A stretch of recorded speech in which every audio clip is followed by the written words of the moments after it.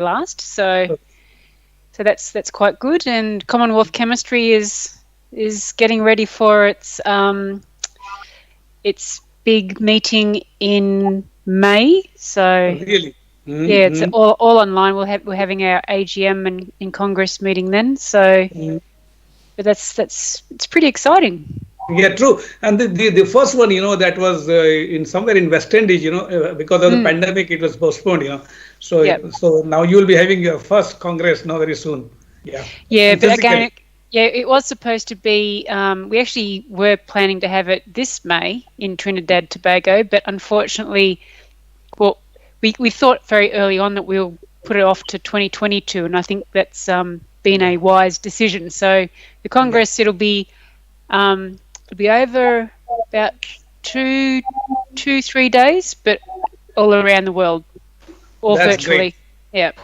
Yeah, I congratulate you. Although India is doing very well, in tackling of Corona, and the numbers are going down. Oh, good. But particularly in Australia and New Zealand, you are quite safer zone. Gladys, how is the situation in Philippines about Corona? We're okay, but it depends on where you are.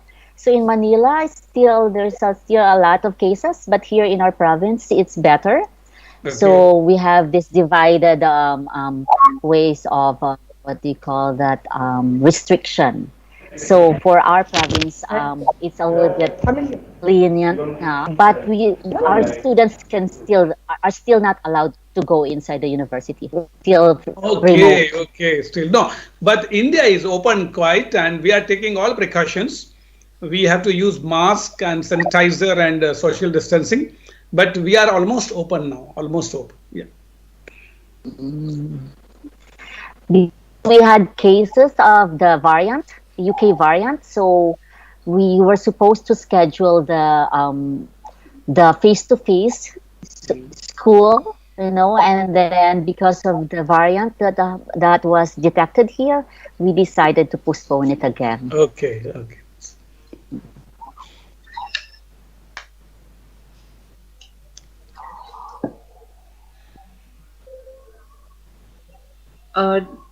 Can I see Dr. Rekha Nagwanshi?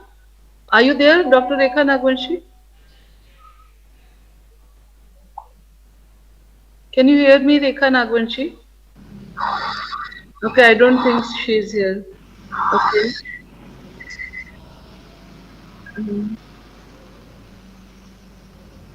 It's already 11:02. Yeah. So I think we should kickstart the event, sir.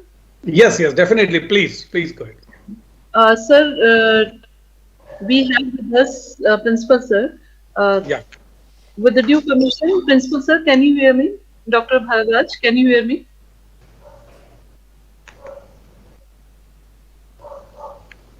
Or Dwivedi sir here?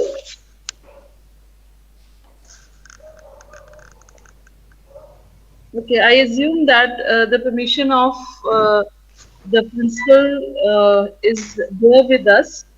So, assuming that, I am just starting the event as we already have our speakers with us. Or should we wait for 2 to 3 more minutes, sir? As participants are joining, so should we wait for 2 minutes? Okay, fine. 2 minutes is fine, maximum. Yeah, because our guests have joined, Yeah. 2 minutes is fine, They should have joined before, like 11. Yeah. Anyway. Yeah, that is true. It's all right. It's all right.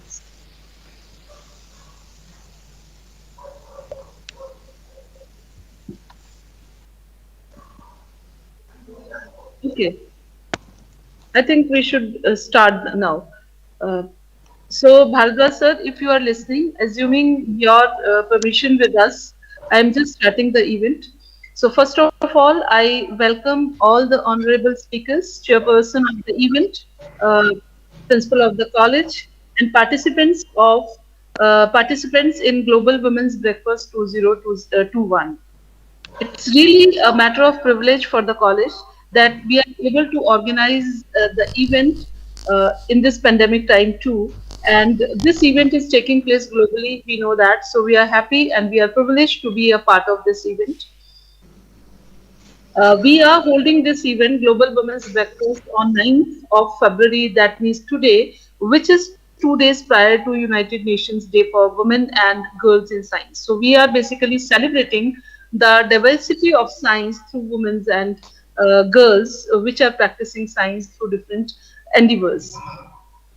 However, I must say here, and I must acknowledge that the scenario is fast changing in our country, in India too, and we see women in leading roles nowadays. But still, women face biases, and this is important that we all must recognize these biases faced by women, specifically in science, in their working places or in their institutions or wherever we are functioning. We need to build a network of both women and men working together to address the barriers and inequalities which are faced specifically by women in science. IUPAC rather, I must say that it is in a unique position to serve as a leading organization, and it is working like a global platform where these difficult and persistent issues can be addressed in a transparent manner. With this event, message is clear that diversity, which is the beauty of science, I must say that science is beautiful because it is diverse. If it is not diverse, the science will lose its beauty. So the beauty of science, which is diversity, can only be achieved through gender equality. And gender equality is not only a fundamental right, but it's a necessary foundation for a peaceful, prosperous, and sustainable world. I would want to use this platform to congratulate some women in science, and rather I would use this platform to salute two Indian women who made headlines this year and who are making headlines. One of them is Neeta Patel, Dr. Neeta Patel, 56-year-old Dr. Neeta Patel is leading an all-women team to develop the global COVID-19 vaccine as the senior director at late-stage biotechnology firm Nobel. And I would also like to congratulate a teenage scientist from India, Ms. Gitanjali Rao. This teenage scientist and innovator made headlines as the first ever Time Magazine's Kid of the Year from over 5,000 nominees. I would also, apart from this, I would also like to use this platform to salute two Nobel laureates, Emmanuel, Charpentier, and Jennifer Dudwana, who could make it and who took home the Nobel Prize in Chemistry this year. So congratulations to all women scientists, congratulations to all who could make this thing and who could make the presence of women realized in this fast changing world and fast changing scenario. I would not take much time, and I would just request our administrator to please run the welcome video by which is released. So Rohit, can you hear me? Please run the welcome video. First of all, we'll just run the welcome video. Yes, ma'am. Yes, ma'am.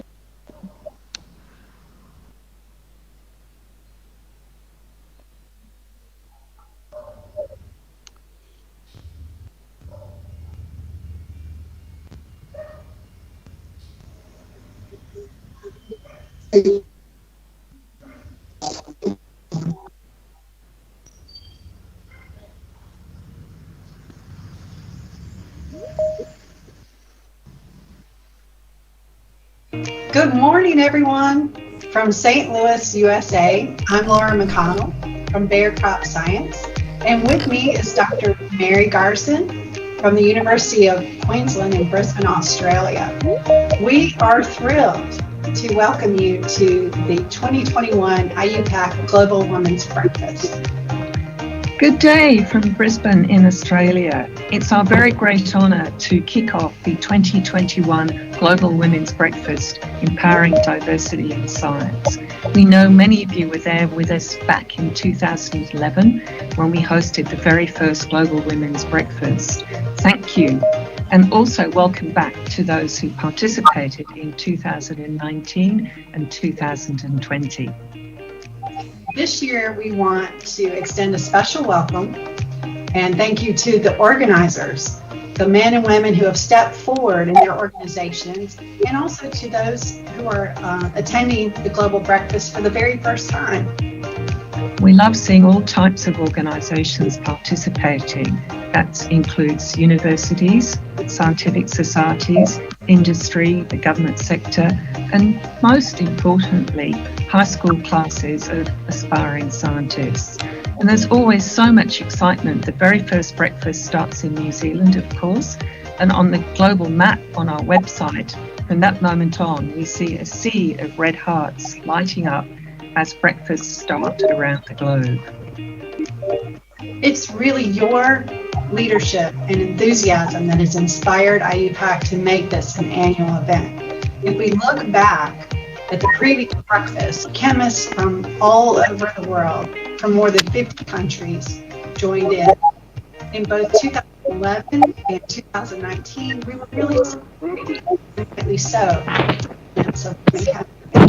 In 2020, we started developing a true global network, and now this year we're ready to put it into action.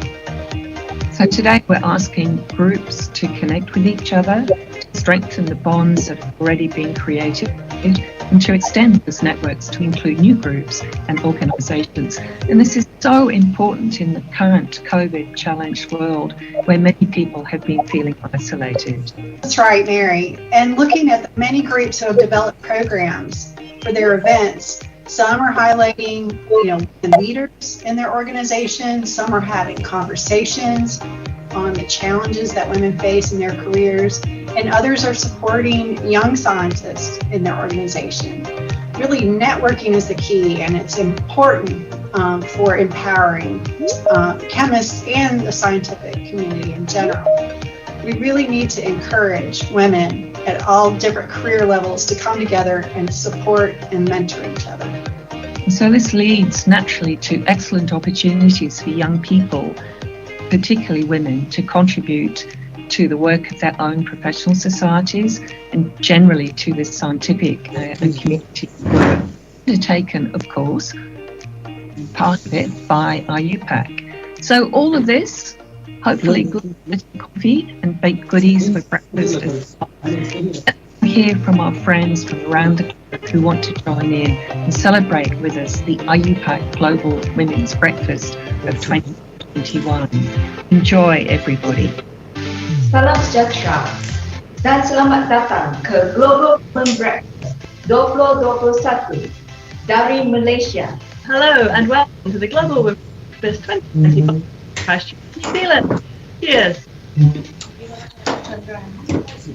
ตันตยานนท์จากประเทศไทยยินดีต้อนรับเข้าสู่งาน The Global Women Breakfast 2021 ค่ะ日本からこんにちは。グローバル女性朝食会2021年へようこそ。私たちもいただきます。大家好，欢迎大家来参加由 Singapore 主办的2021年国际女性早餐会。Hola! नमस्कार, भारत से global women's breakfast 2021 में आपका स्वागत है. Всем привет от российских женщин-химиков из заснеженной России. أهلا بكم وصباح الخير من مصر. أهلا بكم في الفطار الجماعي Global Women Breakfast. Merhaba, Global Women Breakfast 2021'e hoş geldiniz. İstanbul, Türkiye'den bütün bilim kadınlarına sevgilerimle. Káàbọ̀ sórí ètò wa Global Women's Breakfast 2021. Γεια σας. Καλώς ήρθατε στο Global Women's Breakfast 2021 από την Ελλάδα. Hallo und willkommen zum Global Women's Breakfast 2021 aus der Schweiz. Buongiorno e benvenuti alla Global Women's Breakfast edizione 2021 Empowering Diversity in Science che si terrà il 9 febbraio presso il Dipartimento di Farmacia dell'Università degli Studi Federico II. Hello and welcome to the Global Women Breakfast 2021. Bem-vindos ao Global Women's Breakfast 2021 em Portugal. E segurem comigo esta chávena de café. Tão bom! Bonjour et bienvenue au Global Women's Breakfast in Singapore. Hello, Welcome to the Global Women's Breakfast in Newfoundland, Canada. Hola a todos, bienvenidos. Anímense, vamos a desayunar.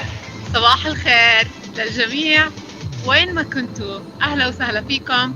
تفضلوا معنا على الفطور. صباح الخير. Bom dia. Sejam bem-vindas ao Global Women Breakfast 2021 em São Paulo, Brasil. Hola, bienvenidos al Desayuno Global de Mujeres 2021 en México.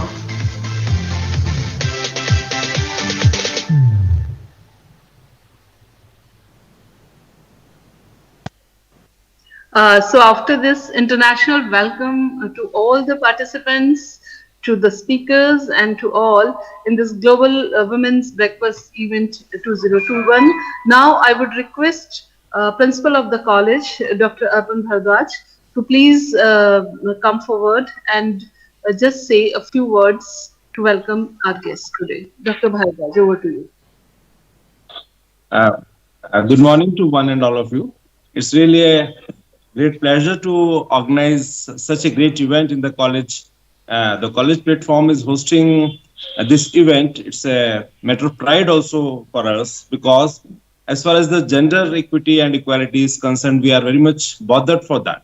And we have a unit that is called Ananya. We have a flagship program that is Ananya, which is working to empower women in all walks of life, in all sections, in all the fields.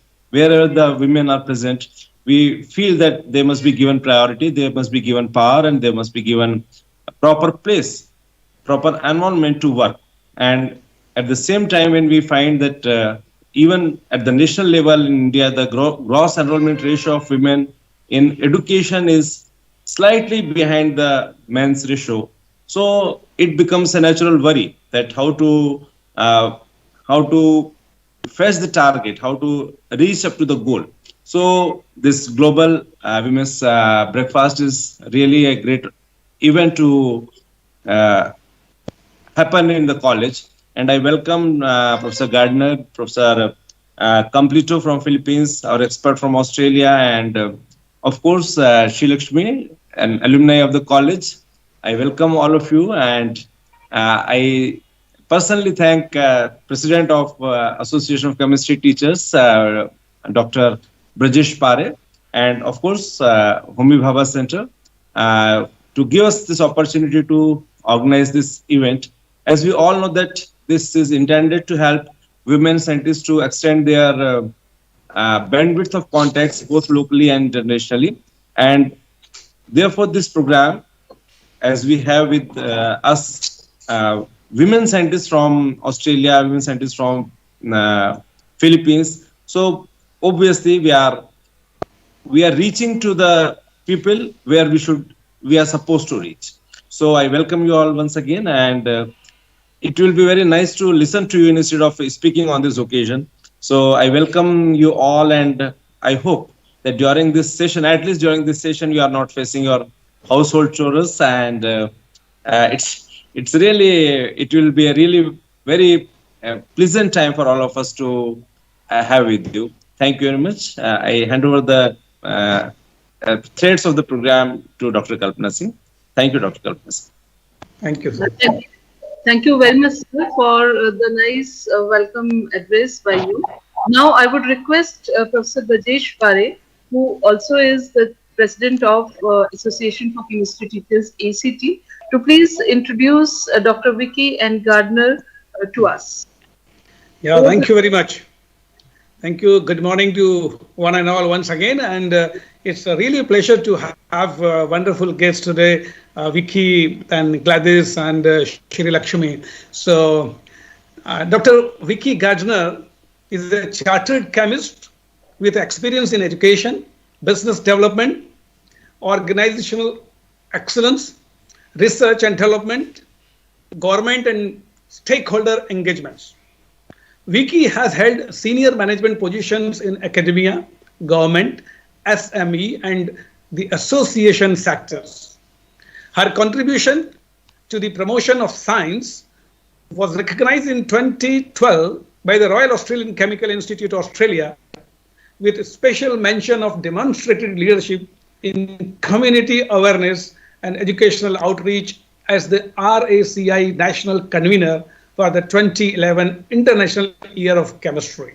Vicky, a Fellow of the Royal Australian Chemical Institute, Australia, and Companion and Engineering Executive of Engineers Australia. Most recently, she was the President and Chair of the Board of the Royal Australian Chemical Institute and Board Member of the ARRB Group, Australia's National Transport Research Organisation.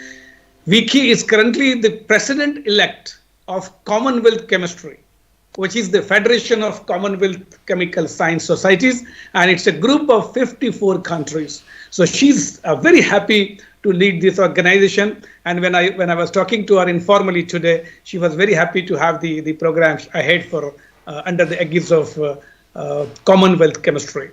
She has 2 patents and has published over 40 articles in the international peer-reviewed journals, industry and general interest publications. So it's great, and it's really, we are honored to have Dr. Vicky Garchner as one of the speakers today, as a keynote speaker. I welcome Dr. Vicky on behalf of the Mother Science College of Jain and Association of Chemistry Teachers in India on this occasion. Thank you very much, and I welcome Dr. Vicky.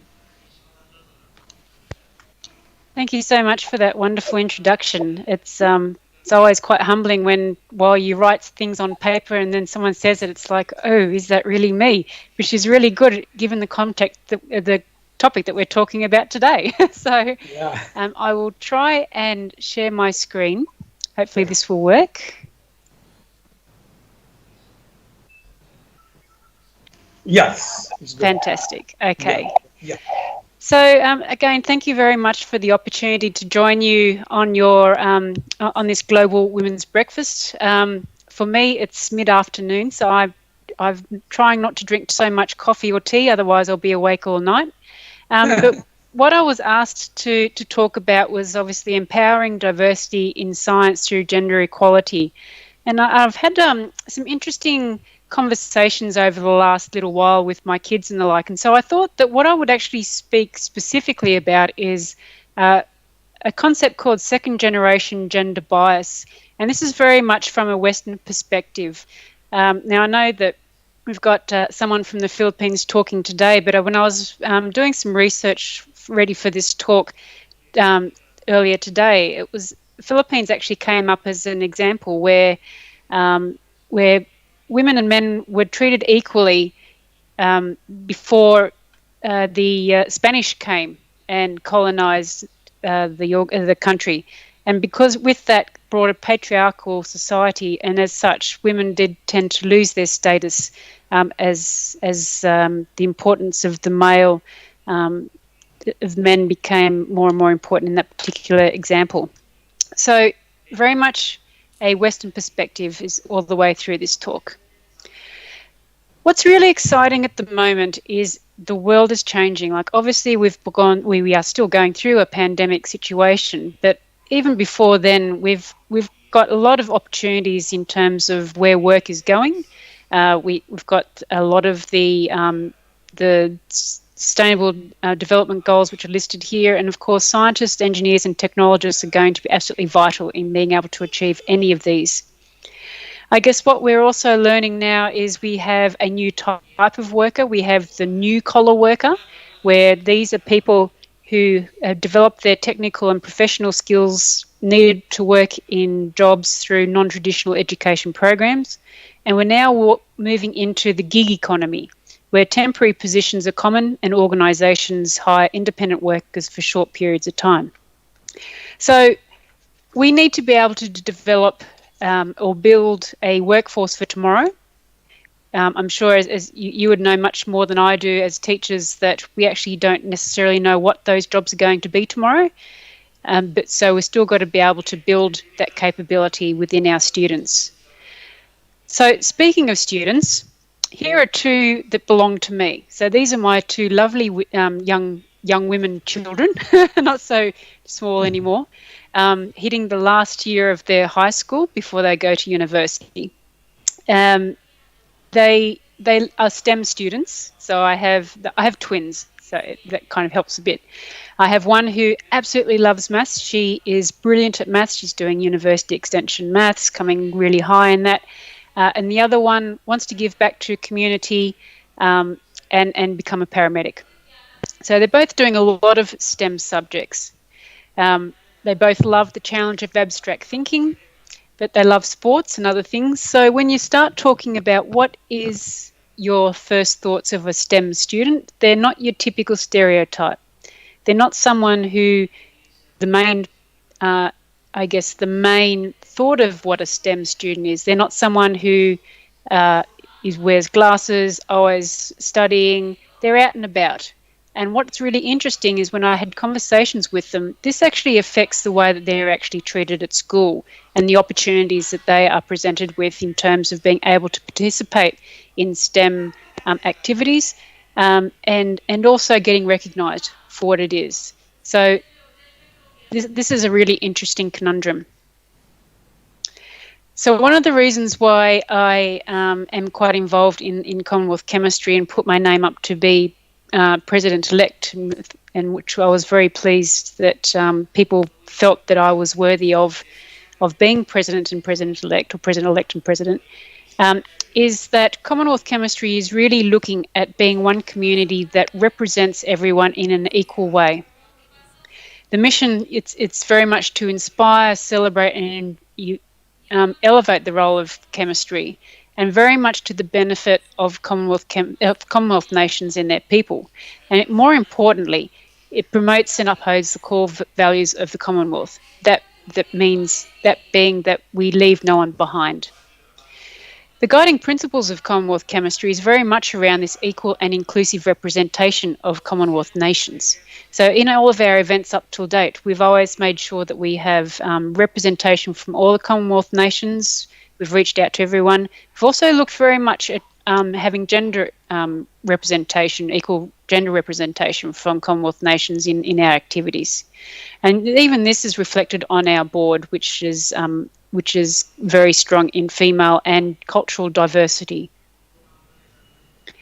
In terms of what it is that we do, it's listed here. A lot of the things, obviously, is we're trying to be very conscious of progressing the Sustainable Development Goals, looking at how we can support people in forming communities and chemical societies, and also looking at how we can help each other to develop and produce unique opportunities to diversify our discipline.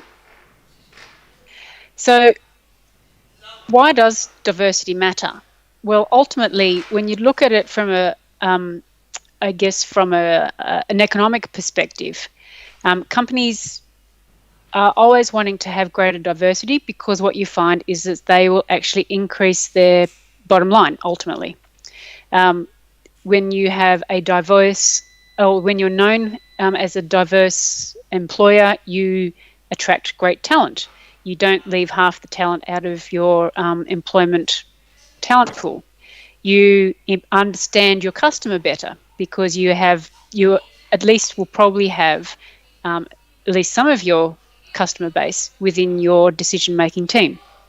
You'll also increase employee satisfaction because you get people are much more happier to come to work, you get improved decision-making, and you enhance your company's image. So ultimately, for companies, they want to be seen as encouraging gender diversity or diversity more broadly, but that's also not just for to look good on the outside, but you do get a huge amount of benefit from the inside.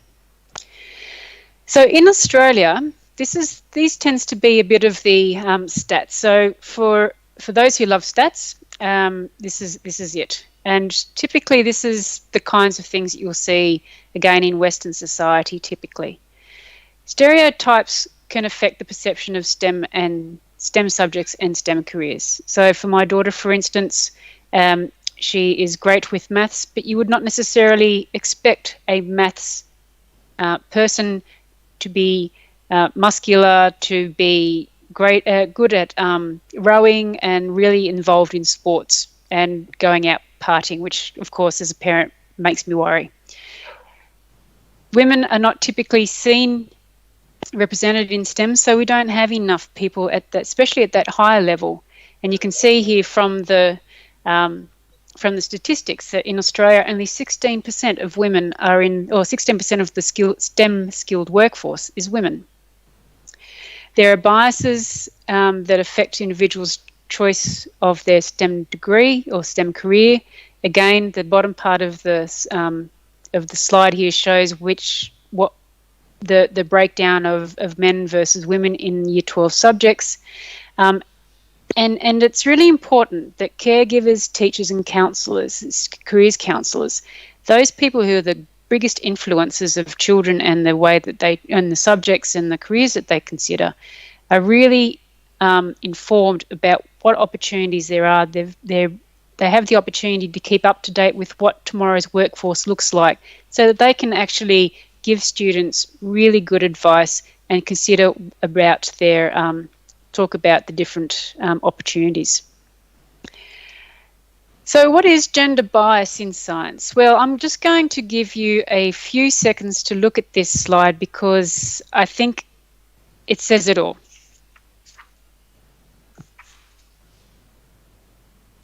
So for me, I find this comment disturbing, that someone who is so well recognised, a Nobel laureate, will go around and say that women do not have a place in science. I think that is really phenomenal.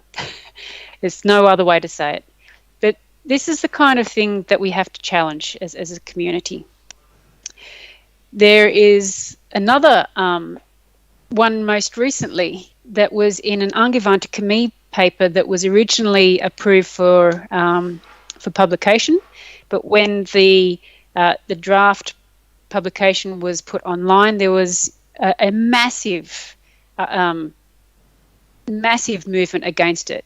That someone in 2020 would suggest that that preferential treatment of one group leads to a disadvantage of another. In particular, in this case, we're talking about preferential treatment of women in chemistry leading to disadvantages for men.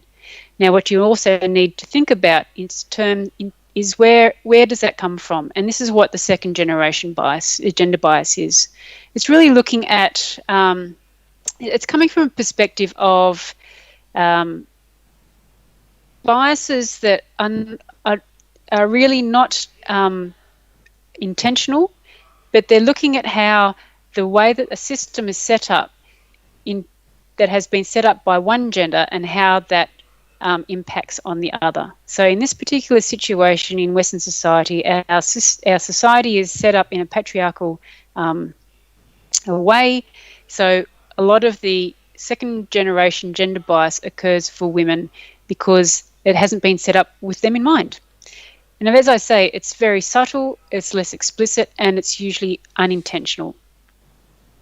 So let's have a look at how that actually looks. And we go way back to fairy tales. So if you look at fairy tales, Snow White and the Seven Dwarfs, we look at Snow White. She's very skinny, she's youthful, she's very white. The evil characters tend to be older, they have darker skins, they are obese. Even when you have reasonably strong female characters, they're always portrayed as being less significant abilities. They always have to depend on other people. And this is where I've brought in Wonder Woman, because even the recent Wonder Woman movie actually has her needing a man to save her in the end. And there's a number of other different things that these kinds of fairy tales, I guess, instill in us in a very young age. So what happens when we get to school? So obviously, as I mentioned there before, school stereotypes and beliefs can affect students and what it is that they choose to learn, and also the way that they are taught. So there was an experiment in 1960s by Rosenthal where a group of teachers were told, were given a group of students. They were said, these students have done a test which shows that they have great potential to increase their IQ. At the end of the year, this group of students were retested, and yes, their IQ increased. But ultimately what the teachers weren't told was that there was no such test in that first time, and that they were just random group of students. So the fact that the teachers thought that these students had this opportunity or this ability to improve was what really drove the teacher's behaviour in this particular case.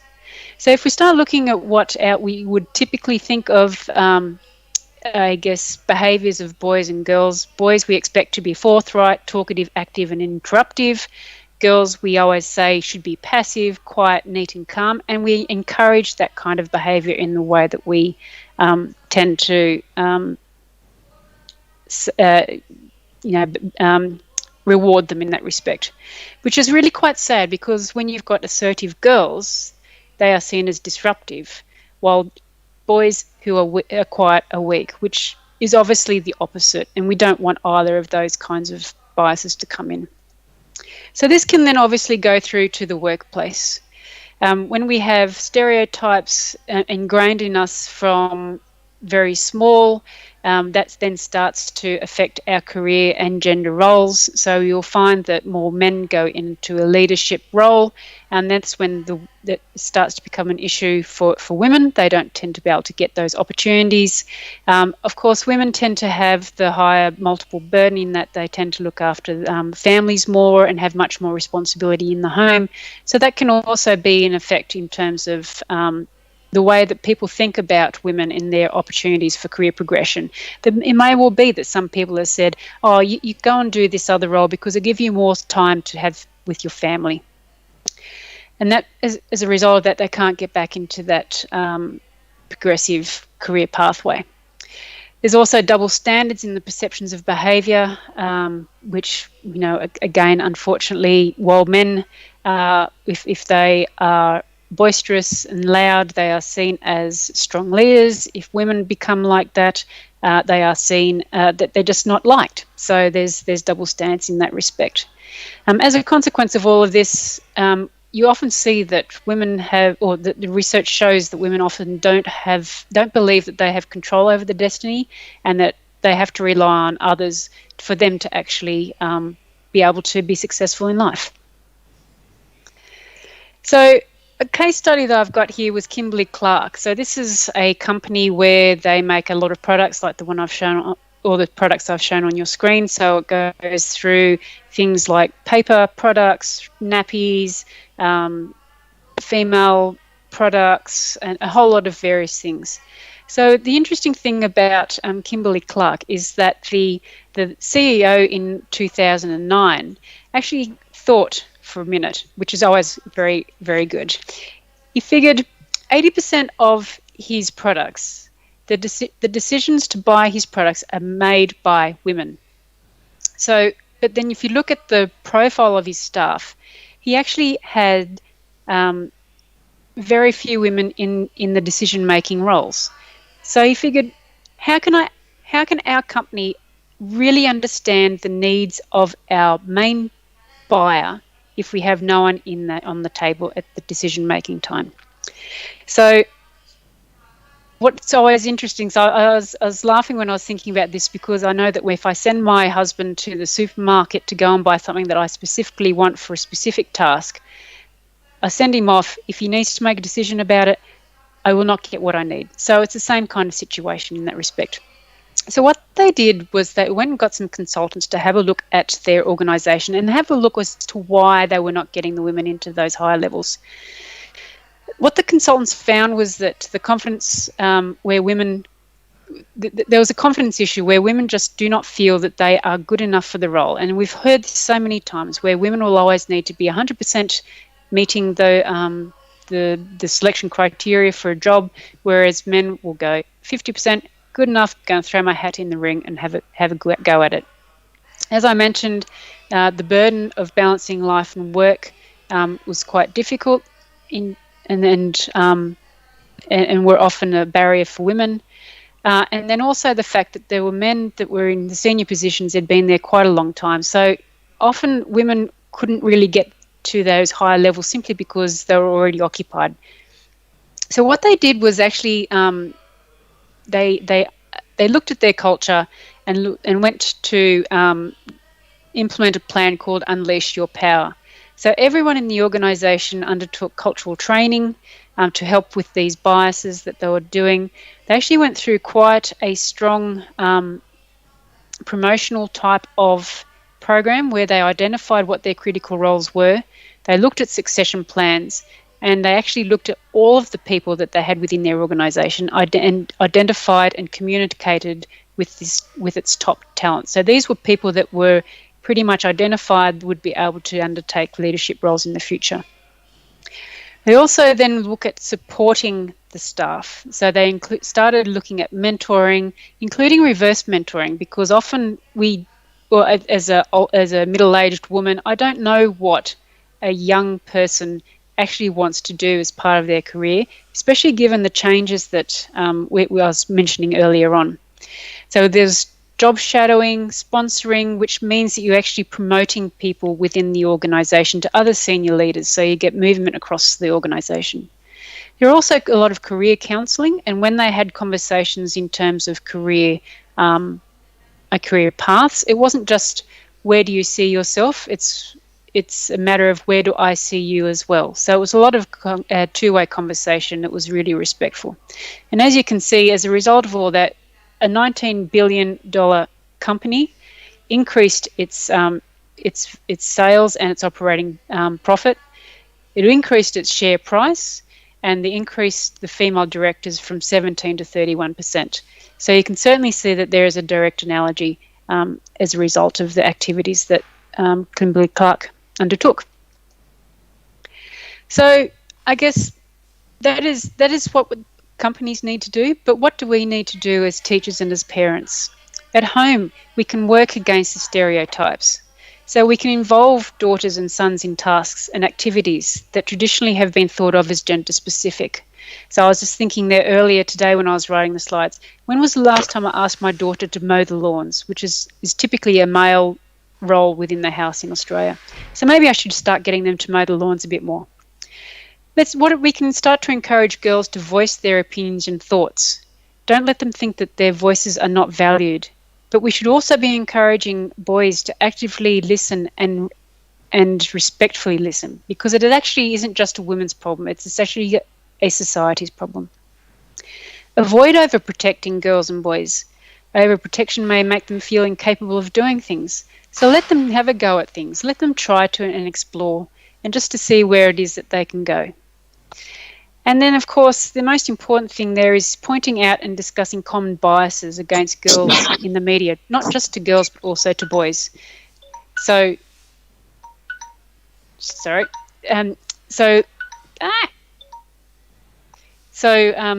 pointing out where things in the TV are just wrong and it's not reflective of real life. But at school, what can we do?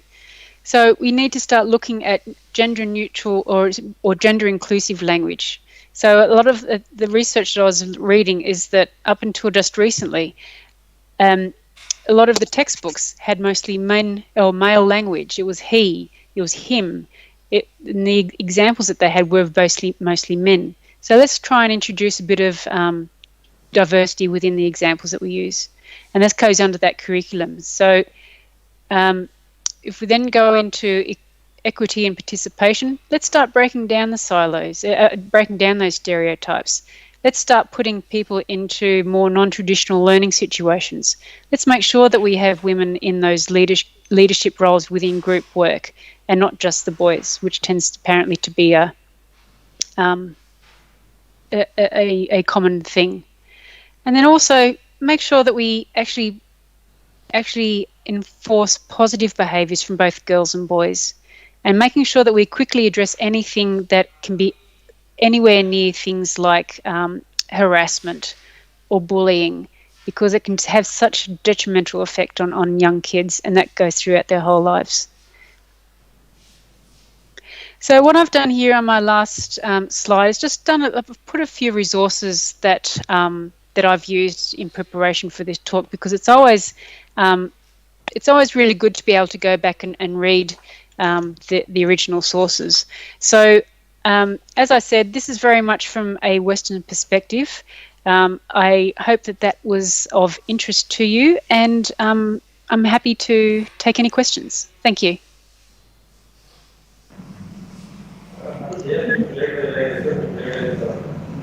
Thank you very much, Dr. Vicky Garchner. Participants, can we have some questions? We can take 1 or 2 questions. If there is any question, please let me know. Dr. Kalpana, I would like to take ask something to Dr. Vicky. Yeah, Dr. Shilakshmi, you can go ahead. Dr. Vicky, thank you so much. It was enlightening to see how gender equality, or what are the things that needs to be done in the Western world, as we think that generally the developed countries and the developing countries have a very big difference on how they treat their women. Now, I would like to see, there are a couple of organizations which are now working both with the private sector. I'm an entrepreneur myself, and in the biotech world, I'm a chemist, but I have a company which is running mostly into the probiotics.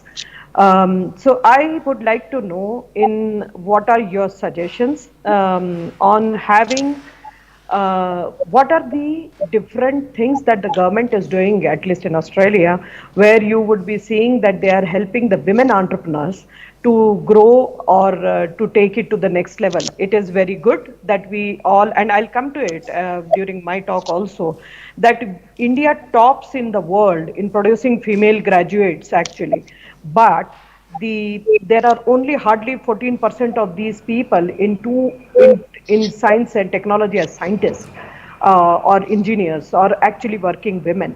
So the gap comes there. It is not about us not getting educated in science and engineering and mathematics, but then what is it that we are doing to help going forward to convert these grad students into women of substance? Yeah, look, it's a really good question. In Australia, we have the government has identified there's a couple of things in Australia. We are reasonably low on the innovation index, the global innovation index, and so the Australian government has identified that they need to act on that. As such, they've developed a grant program called Women Entrepreneurs in STEM, and a lot of that is looking at ways and programs to help women to become entrepreneurs. So I guess it's part of the education piece. Certainly, a consortium that I'm a part of had actually put in a grant proposal in this round, looking at how we can tell the stories of female entrepreneurs, because again, it's very much a multi faceted approach that we need to fix it. It's looking at the cultural challenges within society, because we need to ensure that our female STEM and entrepreneurs are recognised and are taken seriously, to be honest. So there's a strong part of that, and I'm not exactly sure that we are doing well, in my personal opinion, in Australia. I think that there's a lot of opportunities there, but saying that, if we can show that there are women who have done it, we can show that women are successful female entrepreneurs. It's still partly showing women what they could be, and giving mentors and the like, and also helping to network and make those connections to sponsor and the like. But it's also showing the rest of the community that we are capable of those kinds of things. So it's one thing that the government is doing. There's probably a lot of other things that we should be doing, but that's certainly just one thing. Thank you so much. Thank you. Thank you. Are there some other questions? Okay. Yeah, one thing I want to just comment on this, what Vicky showed, one that slide showing some 16% of girl and women, have a participation in STEM domain. So really, I mean, this is something very relevant, we are talking about today. And a lot needs to be done at your area also, in your domain also. 16% is really what needs to be done, it looks. Yeah, and I think what we have an issue in Australia is that we just don't have the number of students going through doing science. I could say many things, but I do think that we have a challenge. We have a lot of great teachers in Australia, but I think the system doesn't necessarily support them to upskill as well as they could. I think that we have an opportunity to increase the exposure of teachers with industry to understand what a career in STEM could take you. So, looking at the new workers, as I mentioned way early on, they're people that don't necessarily go to university or take on a course. And having just started with the Australian Computer Society, certainly people, less than 50% of Australia's ICT workers have a qualification in ICT. So we need to look at where the opportunities are. It might well be that you start off in marketing for argument's sake, but then transition into IT. So it's that kind of, I guess, a change in understanding where the workforce of tomorrow is and how we bring teachers along with that journey with us so that we can keep upskilling those who influence the students. Thank you. Thank you. Okay, thank you very much, Dr. Garchner, for your nice deliberation. And I must say that the take-home lesson is that we must try to break the stereotypes which we have in our society, and that will help us in the near future too. So thank you very much for sparing your valuable time. Thank you very much for being with us. Hello. Thank you, Vicky. Namaskar. Okay, so now I would request Professor Pare to please introduce Professor Gladys Completo to us. Professor Pare, over to you. Yes.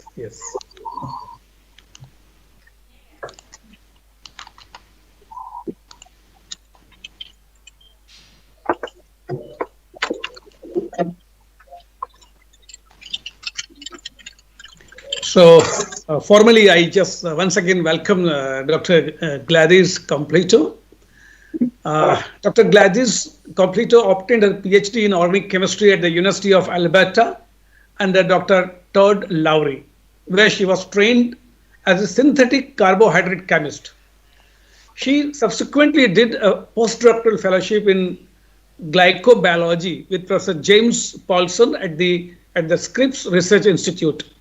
This was followed by another postdoctoral fellowship in medicinal chemistry at the University of California, Los Angeles, with Professor Michael Jung. She then moved back to the Philippines, where she is currently a professor at the University of Philippines, Los Banos.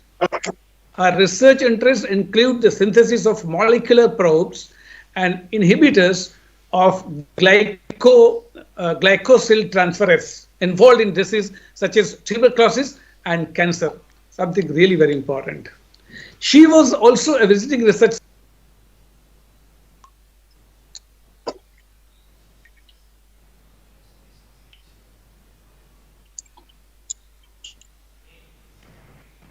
I can't hear him. Professor Pare? We can't hear you. Pare, is there some network issue on his end, I think? Yes. So, right, I was speaking, you couldn't listen anything. No, sir. It was just 1 minute back. We were 1 minute. Okay. So anyway, sorry now.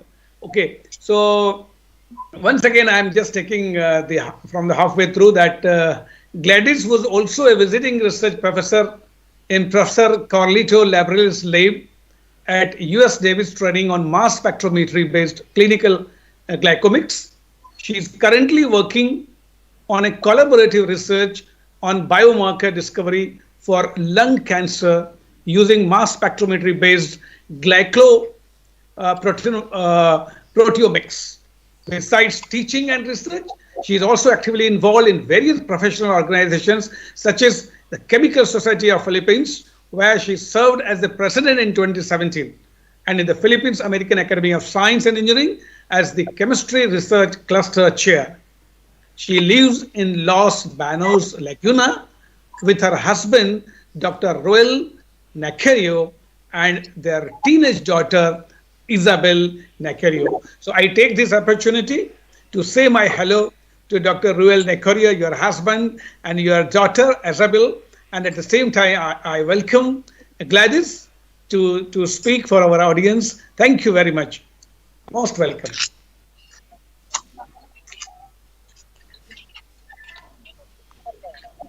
Hello, I'm Ruel. I'm Gladys's husband. She's just having trouble with her laptop. It just restarted. So Okay, can you give her a minute? Sure, sure. Yeah. Thank you very much. Thank you. Hello to you, sir. Hello to you. Yeah. That's wonderful.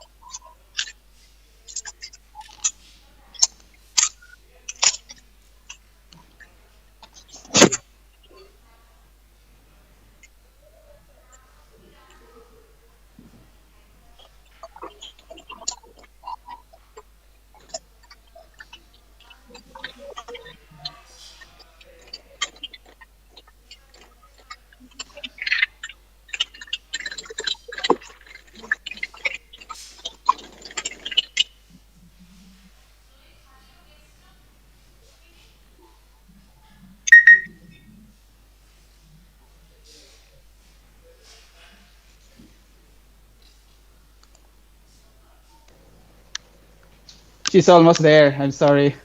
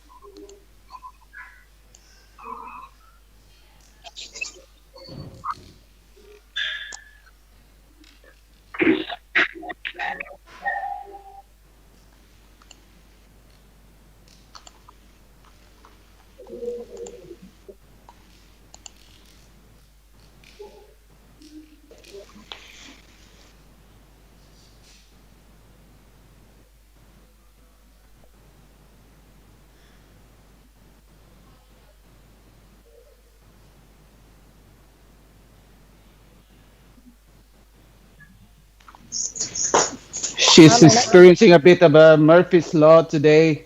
She also was the host of another women's breakfast forum earlier. And a few minutes before the start, we had power interruption, so we had to run to our... We're very sorry to have that. Her computer just maybe had some update and just restarted.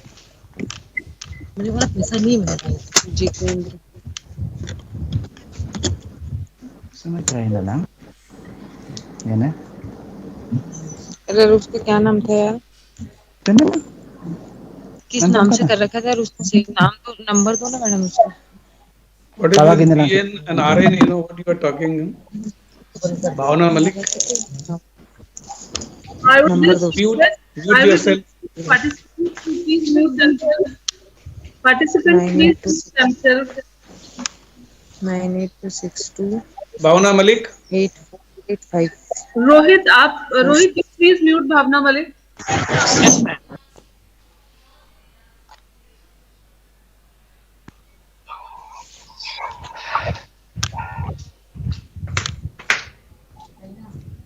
Okay, na?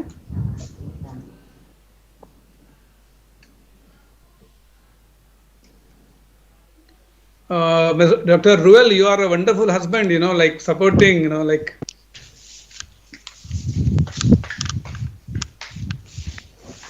Excuse me? No, that's good.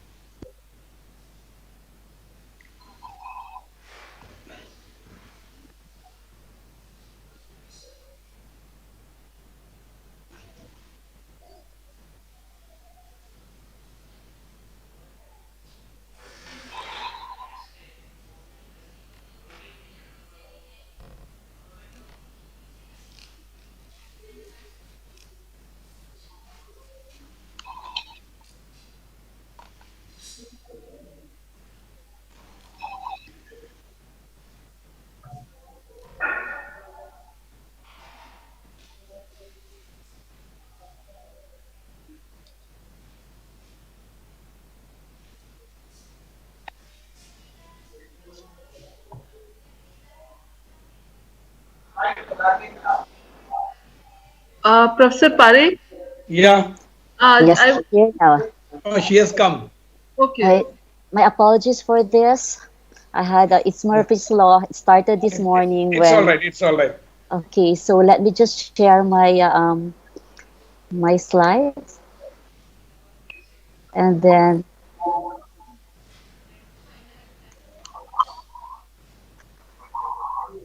it says here Marcus would like to record. Sorry. Sorry about this. It's taking some time.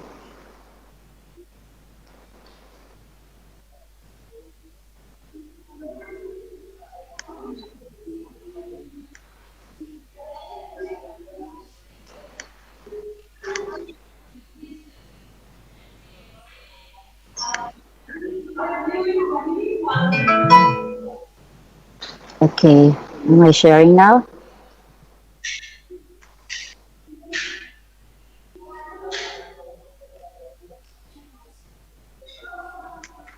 Not showing yet. Not showing.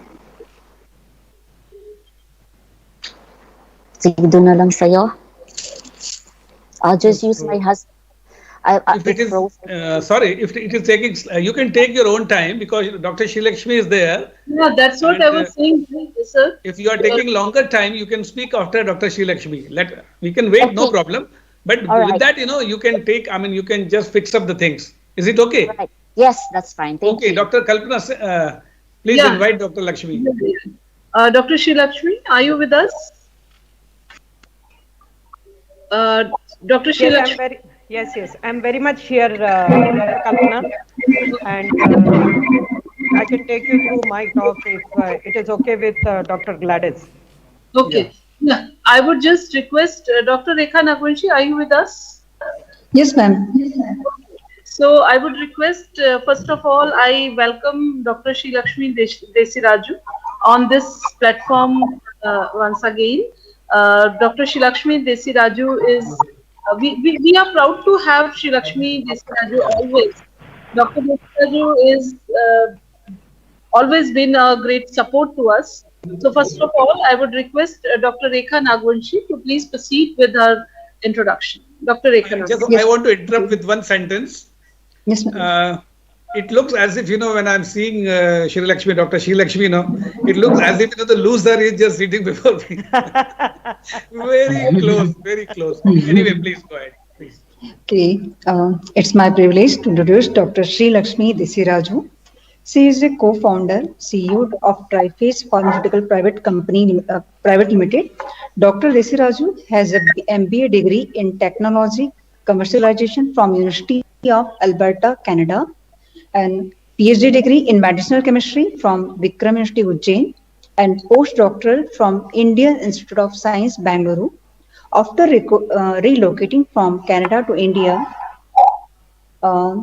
she has started her field of innovation in the field of probiotics bacteria in 2009 with Triface. Because of her great efforts, Triface was awarded a US patent for the technology by which probiotics bacteria could withstand temperature of up to 250 degrees. And due to this, the company had eliminated any need for cold storage and a huge cost saving in probiotics industry. This is the first time in the world that a disruptive platform innovation has been successfully completed.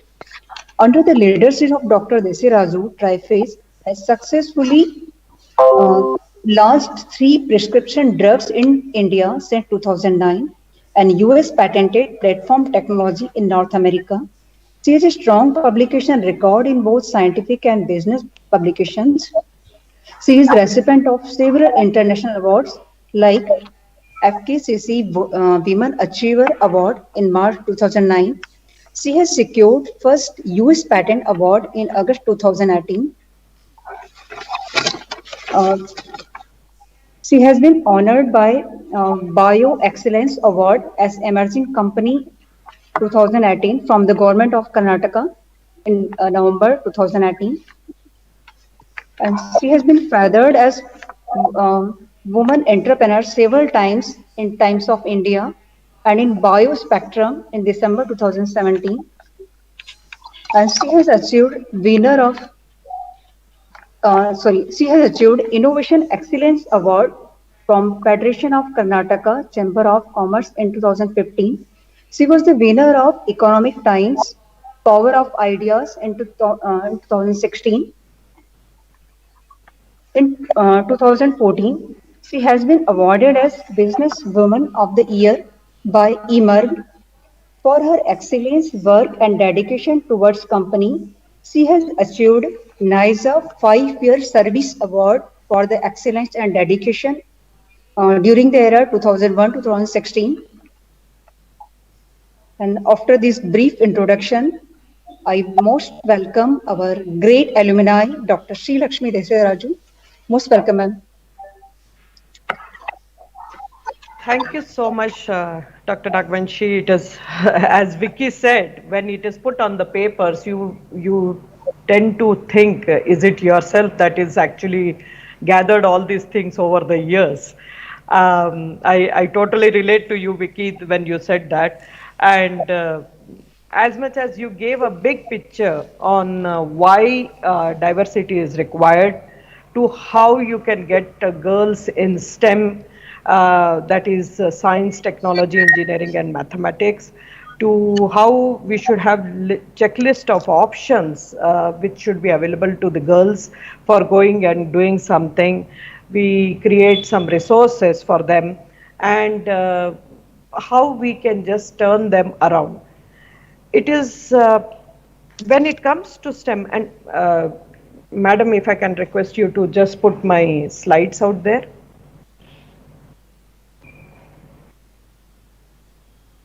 Dr. Kalpana, if I can just request. Yeah, it's there. Yeah. I can see it. Okay. So as much as it is important to have the science through gender equality, and STEM has been created all over the world so that the girls or the women in science, technology, engineering, and mathematics can get benefited. The bigger problem which I am seeing, at least in India, and India being world's biggest population country, but with a very good educational framework which has been provided over the years, that once they get educated, and that's when Vicky was speaking, I just happened to look into it, that actually India tops in the world in producing female grad in STEM, but ranks 19th in employing them. And according to UN, women constitute only 14% of the total 280,000 or 280,000 women, 280,000 people in science, engineering, and technology in R&D institute. So this is more mind-boggling, that even though we have, as Vicky had told, that if we need to create interest for science for the women or girls, we have been doing it, but what is it that doesn't allow them to go forward? I'll take you through not more of empowerment, but I'm just going to give you a small journey of my entrepreneurship, which might actually, and since all of us understand the science and technology, or the chemistry and the microbiology, I think hopefully this talk of mine will take you through a journey which will give some idea to the students who are listening today, and to the people who would like to do something more. I came from the same city, that is Ujjain, and my alma mater today, it is absolutely pleasure and privilege that Dr. Arpan Bharadwaj, Dr. Brajesh Pare, and Dr. Kalpana is actually helping me to get recognized, and I can't thank you enough for that. Thanks. You might go on the world stage and achieve what you want to, but always when you talk in your own alma mater, you have the goosebumps, because this was the place which actually made you what you are. Not that anything big has been achieved, many more miles before I take rest or before I sleep, but at the same time, every single time when there is an event at Madhav Science College or Madhav Vigyan Mahavidyalaya, I still get those goosebumps. So thank you so much, all of you. And Professor Gladys, I am actually alumni of University of Alberta, so it would be very, very interesting to hear you out, and have known your Professor Laurie on personal term when I migrated to Canada good 20 years back. So definitely I look forward to your talk too. Can we go to the next slide, please?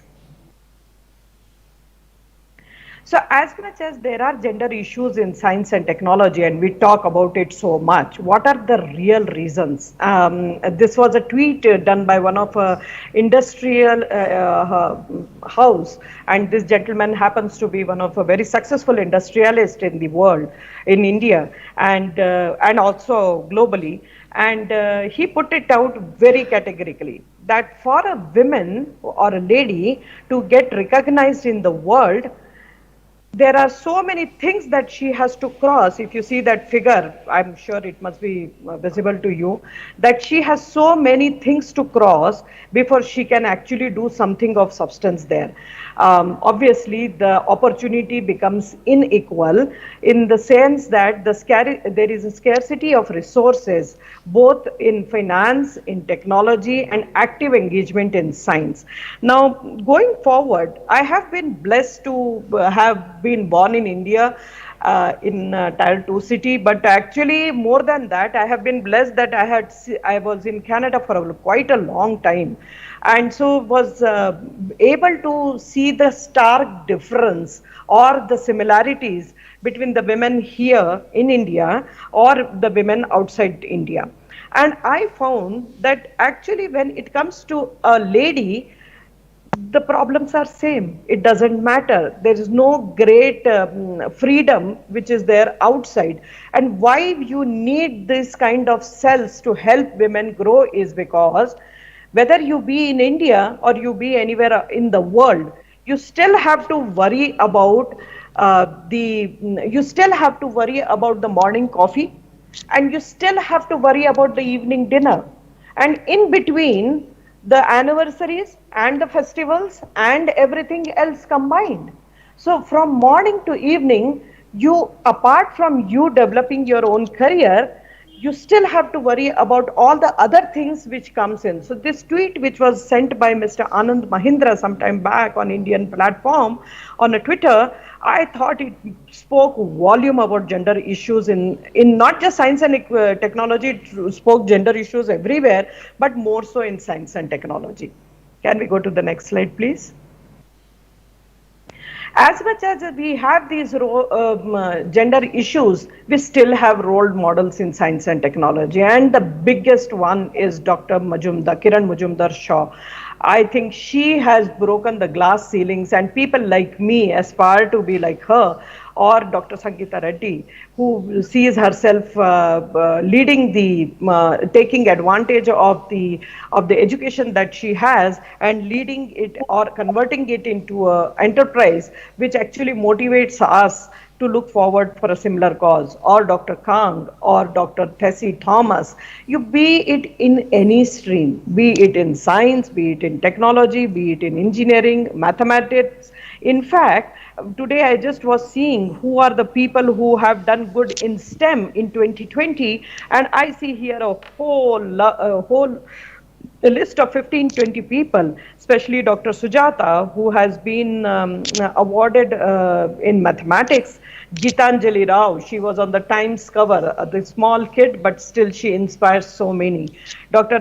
Priya Abraham, who was one of the main scientist who actually took care, isolated the COVID virus and gave the scientific input to the society, that today India is able to make vaccines which are being sold all over the world. Professor Shah, who became the first woman president of INSA and is a cell biologist, and the list goes on and on.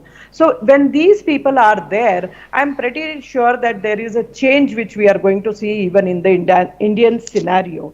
It is not that we are not going to see a change, but somewhere I think because we are busy with emotionally, we are just engulfed in taking care of ourselves, taking care of our families, taking care of all the other social requirements. There is still a lot needs to be done, where you can do these, you can do a contribution in science and technology without feeling guilty about neglecting any of your social requirements or social commitments. Can we go to the next slide, please?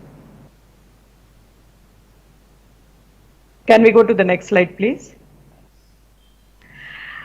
Very interesting, very interesting. When actually I was told that I am supposed to be talking about gender equality, I said, okay, fine, IUPAC. Now let me see what is, and being a scientist in principle, I said, okay, what are the emerging technologies of IUPAC that came up in 2020? 2021, we still have time until 31st of March. But 2020, I said, let us just go ahead and see who are the finalists, and was actually happy. I mean, had it not been for today's talk, I never would have known that the area that I am working was considered to be top 20, was considered in the top emerging technologies of IPAC. And one of the such things, right from aggregation induced emissions, which is for environmental, to AI, artificial intelligence applied to the chemistry, to dual ion batteries, to inorganic chemistry, I found something very interesting and kind of brought a smile on my face, because this is something that I have been working on in last 11 years, and that was microbiome and bioactive components, which tallied with my research that was in the probiotics that we have been working for since 2009 November. Can we go to the next slide, please?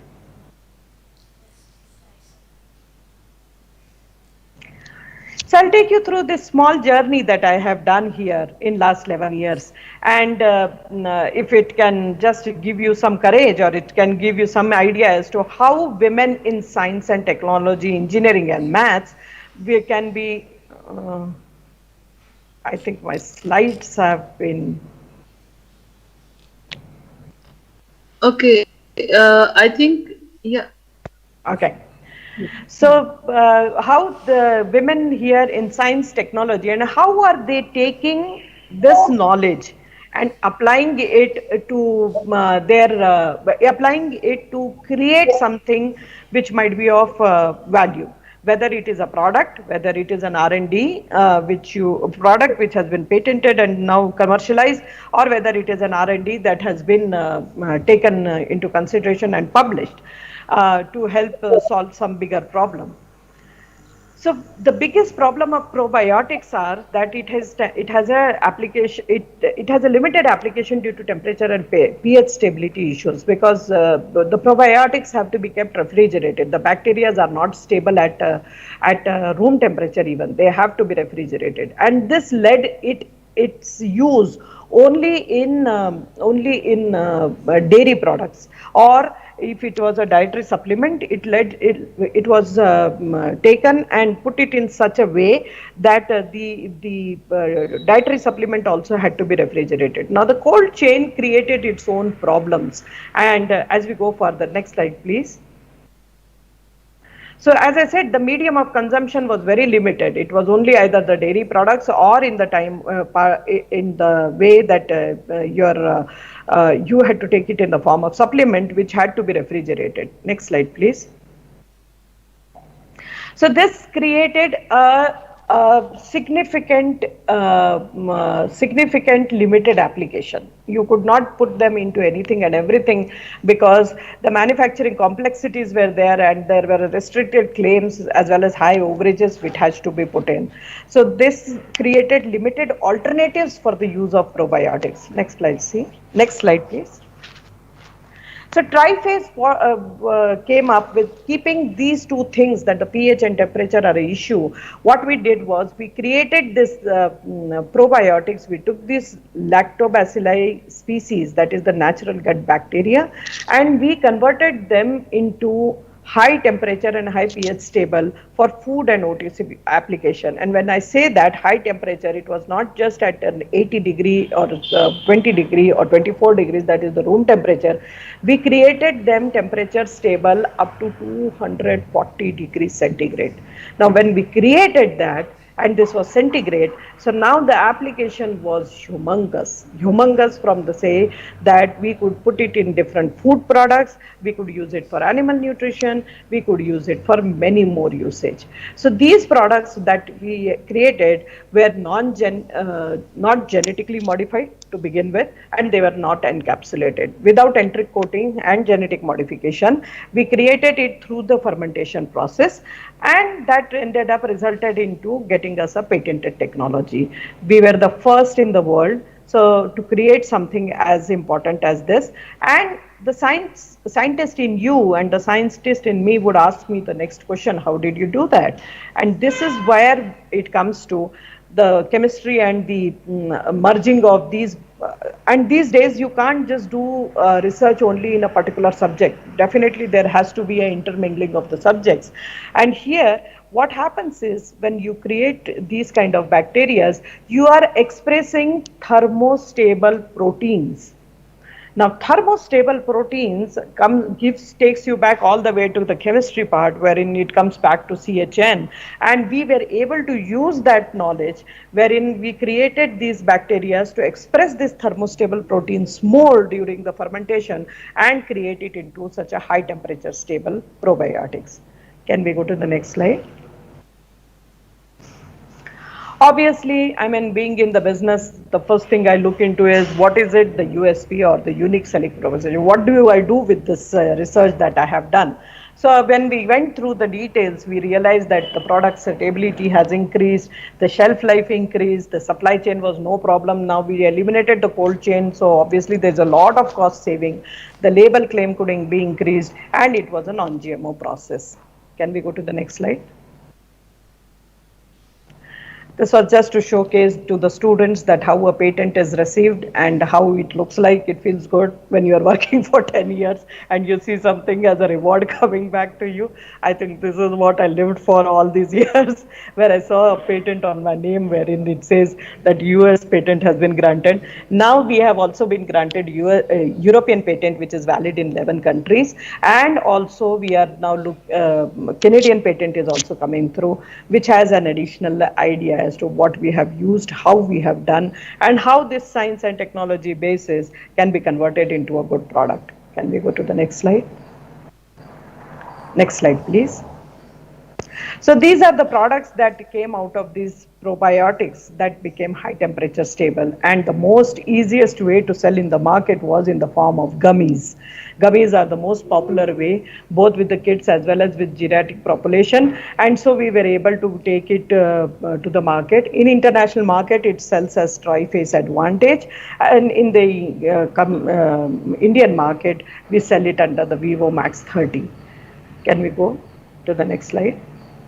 Something interesting further we did it, and I think I take pride in saying this because it be here in India or it be anywhere in the world.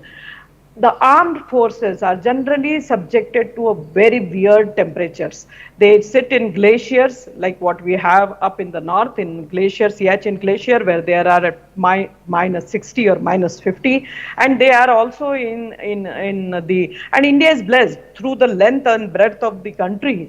You see all different kind of temperatures. So we have plus 50 in the west part of India, and we have minus 50 right in the north part of India.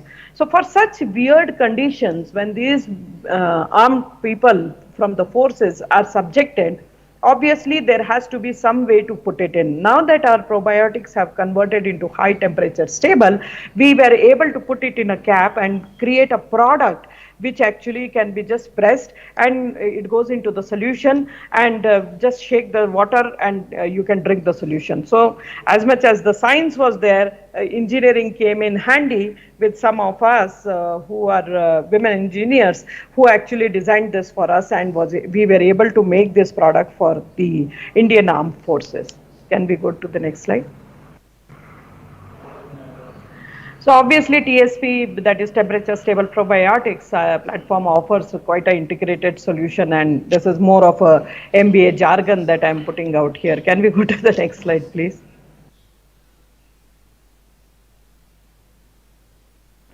Both right from R&D that I started in 2011 to today, I'm doing commercial supplies of our probiotic facility in Mysore, India.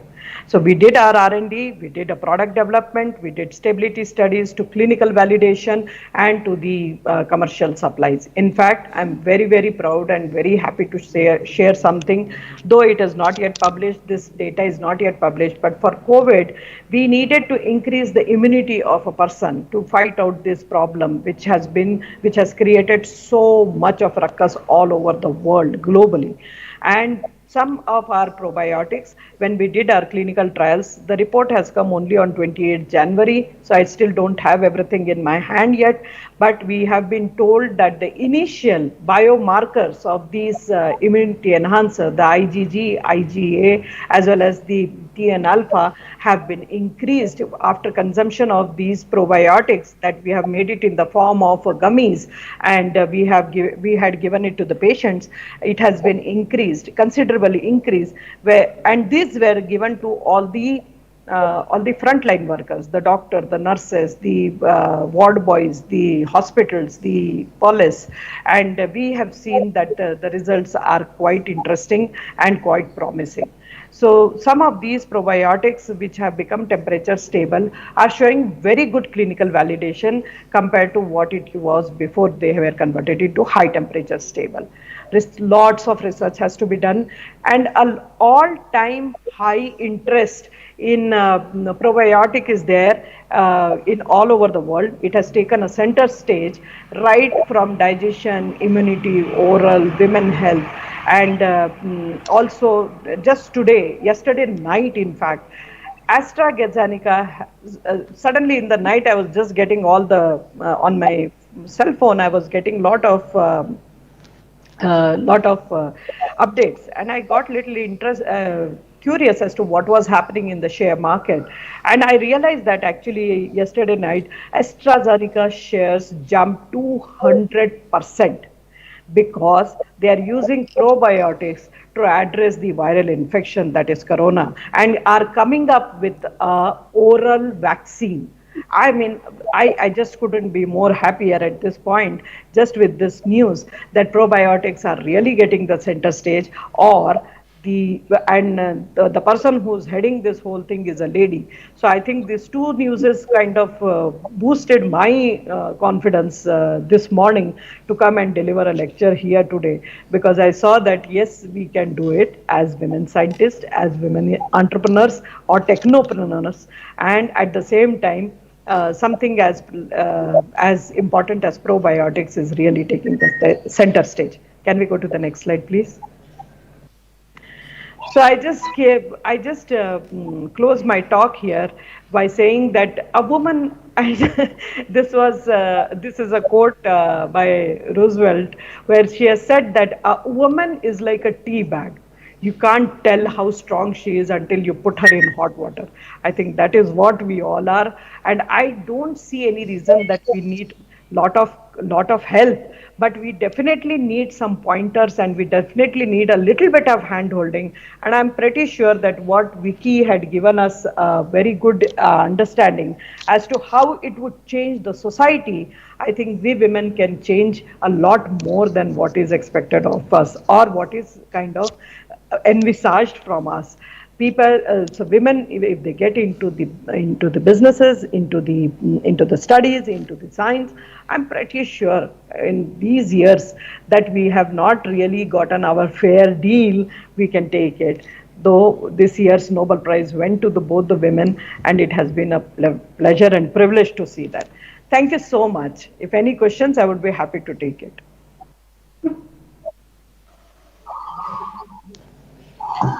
Thank you, Dr. Srilakshmi. Now, I would just want to ask participants, do we have any questions which we have to ask from Dr. Srilakshmi? So, thank you, Dr. Srilakshmi, for your nice presentation, and thank you for taking us and route through all the things that how can apart from this gender inequality issue, how important are the probiotics. Now, I think we all understand something about probiotics because of you, because you have introduced them to us from time to time. So now we know something about these probiotics. Thank you for being with us. And now I would like to ask Professor Gladys about, can we proceed forward, Professor Gladys? Can you hear me, Professor Gladys? Yes, I can hear you. So should I upload it again? Yeah. You please, if you can start share. Yeah. Oh, lovely. Coming up. Yeah. Is it coming up? Yeah. I cannot see it. Okay. So wait for a minute, Professor Gladys. Oh, there is this. Yes, okay. Professor Pare has already introduced you. So we welcome you once again in this event, and please now you can go ahead. Thank you very much. I cannot see my PowerPoint. Ma'am, it's visible to us. It is visible to us. It's not visible to me. So I really apologize. We're used to Zoom. So maybe I should exit the spotlight. Yeah. Oh, you can see it? Yeah, we can see it. So I'll just move to my husband's computer, if you don't mind, because I really cannot see it. I have to move it. No, ma'am, actually, we can see it from in between. Actually, the first slide is not visible. Yes, so that's why I don't know what's happening. Should we share it for you? Yes, I have the PowerPoint. I sent it to. So you have to start from slide 1. Yes. Yeah. Okay. Mr. Rohit Yogi, I just request you to please start with Professor Gladys' PowerPoint. Rohit, can you hear me? Yes, ma'am. Can you start with slide 1, please? Yeah, he will do that. Thank you, because I cannot see it for some reason. Don't worry. So, thank you for the kind introduction, although I was not able to listen to it because I was busy trying to fix my computer. So, good morning, everyone. I think it's already afternoon. And in Filipino, we say it magandang umaga. That's good morning. And welcome says maligayang pagdating sa Ayupak Global Women's Breakfast 2021. So I'd like to take this opportunity to thank the organizers, especially Dr. Rajas Pari, for giving me this opportunity to celebrate this event with you and to share my insights on what it means to be a woman in science. With my presentation entitled A Sweet Journey of a Female Scientist. Is it already shared? Yeah. Okay, so can you make it as a presentation, please?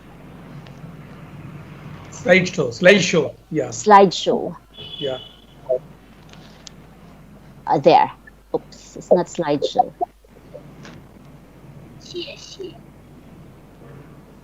Slideshow. It's there. At the bottom. Apologies again. No. So my talk is very different from the two previous speakers. So I'm more on focusing on the academic career, because that's the path I I am going through, and I would like to share my sweet journey about it. Sweet because I'm a carbohydrate chemist. So, yeah, that's why I entitled it A Sweet Journey of a Female Scientist. If you can share it, please as a slideshow, that would be great. Or, yeah, that's fine also. So as I was saying, I just hosted the same event in the Philippines this morning, and it was very enlightening and invigorating to discuss with other female scientists from different countries. So we had speakers from Thailand and from India as well. Okay, so in this slide, it says here, what does it mean being a female scientist? And specifically in my case, what does it mean being a synthetic organic chemist? So is our journey considered really a road less traveled due to the perceived disadvantages of being a woman? So, but today I will share with you how empowering actually it is to be working with the science community, not just with women in science, but also men in science with different expertise from different countries. So next slide, please.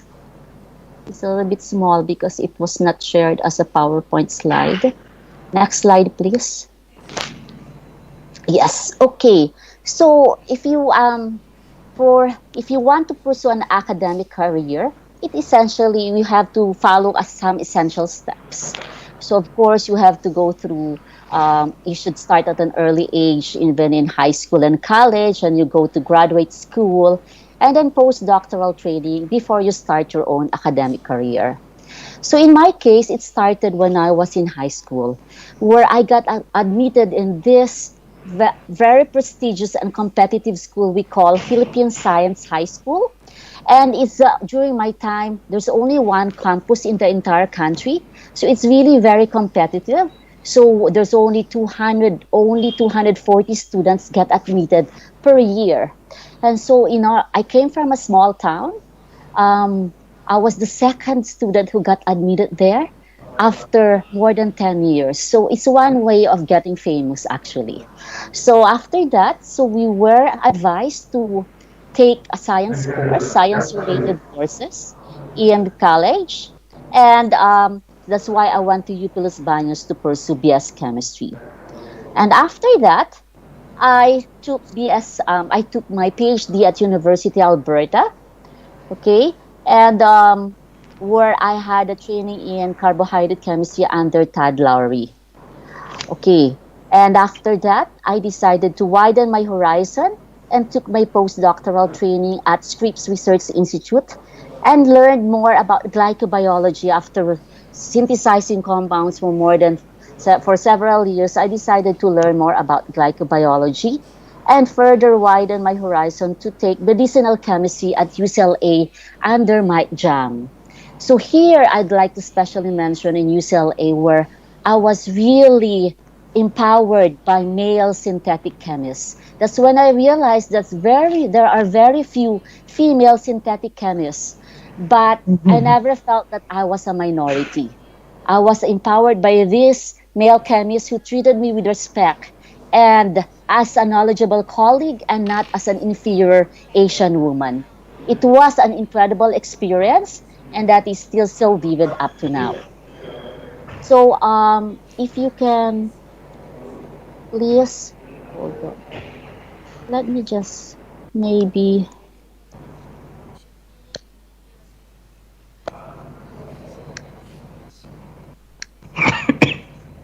oh, so really it cannot. Okay, go back please to the the previous next slide. Okay, so here let me just give you a few steps for those who would like to pursue an academic career. These are some of the steps you need to know for the chemistry majors here. So the first step is, of course, you need to realize if this is your calling. Okay. So, and then after that, once you realize and owned that it is your calling, you need to study about the academic system. And the most important step is you need to look for a good mentor. And while being trained by a good mentor and you start your own research group, you have to keep updated and develop your skills and knowledge. And by attending seminars and workshops, you would create professional relationship. And of course, last but not the least, you need to work hard. Next slide, please. Okay, so how do you know that it is your calling? Well, actually, you just know it. In my case, I really love organic chemistry. That was the area I was more comfortable with, and then I was more interested in. So I like designing and making drugs and other useful compounds. And you will know that while you're doing your PhD and during your postdoc. So most PhD graduates who apply for postdoctoral training usually go for the academic track. So next slide, please. So once you end, while you're doing your postdoctoral training, you can start attending professional development workshop so that you can learn more about the academic system. They will give you some tips on how to prepare your teaching statement, teaching philosophy, and even cover letters, and you can even have mock interviews. And the next step, next slide please, is you try to find a good mentor. So finding a good mentor is difficult but very important. Remember that you will be working with your PhD advisor for at least 5 years, and then your postdoc mentor for 2 to 3 years. So you have to make sure that you choose the right mentor. And it's good to choose somebody who's really known, so that, and then who has high caliber research project, and you can be trained well. And even what I'm trying to say is there's no perfect mentor. All you have to do is just choose all their qualities, the best qualities.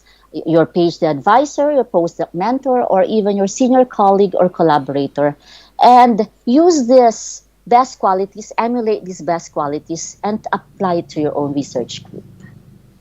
Okay, so next slide please.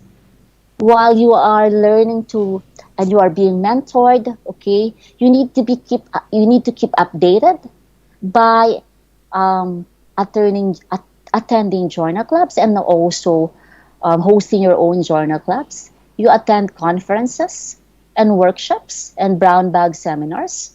And during conferences, you would meet senior and prominent scientists where you can talk to them, and even you can apply for a visiting professor position. And while attending these conferences and workshops, next slide please, of course, you would create professional relationship. Networking is very important because research projects should be really collaborative if you want to come up with a big project, and that's very important. These 5 steps are really just the foundation, but the most important skill that you need to know is the next slide, please. Next slide. You need to work hard. So as a professor, you need to keep on writing proposals, you need to teach, you need to build your own research group, and you need to write papers. All of this, you have to really work hard. At the same time, learn from your students and from your colleagues and get inspired and repeat this process all over again. So that's the typical process of falling into an academic career. So I would like to switch gears now in my next topic, which is developing mentoring skills. Next slide, please. Okay. So while you're building a research group, you would actually learn how to become a better mentor. And there's no formula for the perfect mentor. What worked for me is really being a situational mentor. When I started with mentoring undergraduate students, of course, I was more hands-on. I would give them more direction and more support, especially if they are working on synthesis. And once I started taking in graduate students, which are more skilled, I was more of delegating and directing. So we actually carry different hats. Our roles can be, sometimes we can be a coach, sometimes we can be a director, sometimes we can be a supervisor. But most importantly, next slide please, we need to remember that a mentor-mentee relationship is a two-way street. Okay, we have that it has to, we learn from each other. The protege will learn from you as the mentor, and you learn from your student. And one way of doing that is by imparting your knowledge and your skills enthusiastically. You have to be really passionate. When students see your passion in what you're doing, they get inspired, right?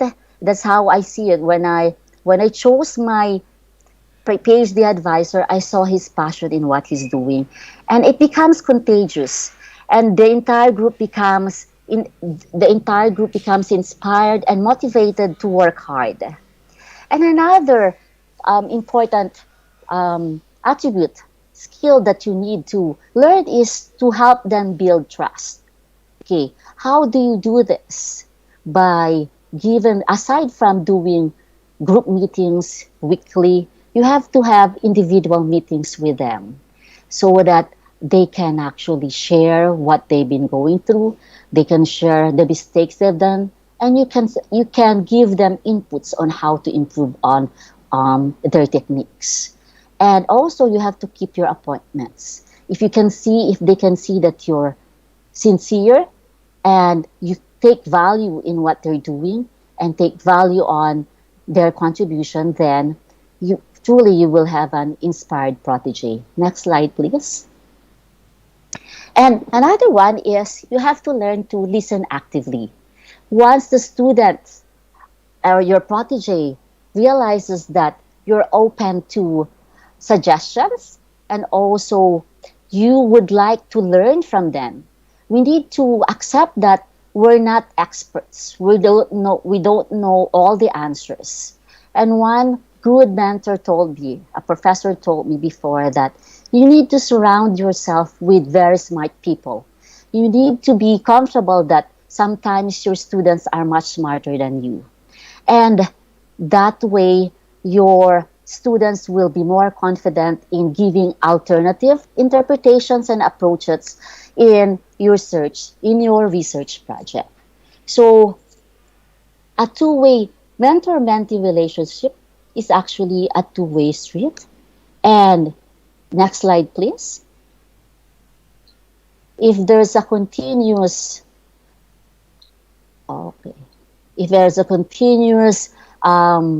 interaction between you and your student, and there's active listening and building trust, encouraging and inspiring, you will be successful in mentoring a confident and inspired protege. So there's a good accomplishment and privilege is to be able to mentor a student who has the potential of being more successful than you. I believe in that. So, of course, you have to learn how to mentor, you have to write proposals, you have to write papers. On top of that, next slide, please. Next slide, please. You need to achieve a work-life balance. Maybe this will work. Okay. So you have to achieve a work-life balance. So I Googled this, and then this is the definition of work-life balance. It is the state of equilibrium where a person equally prioritizes the demands of one's career and the demands of one's personal life. So what does this mean? Do you have to have a balanced number of hours between your work and your personal life? Do we have to always does it have to be always equal? So next slide, please. If you remember there should be an animation here, but anyways, if you remember your IR spectroscopy lecture, that to determine the functional group present in a molecule, in an unknown, You have to identify symmetrical stretches. So our work-life balance doesn't have to be always symmetrical. There are also what you call asymmetrical stretches and bendings. So that's how it works. So it does not have to be always balanced, and there is no perfect schedule. Some days you can focus more on work, while other days you might have to more time with your family. And balance is achieved over time, not each day. So next slide, please. So yes, we have to accept that there is no perfect work-life balance.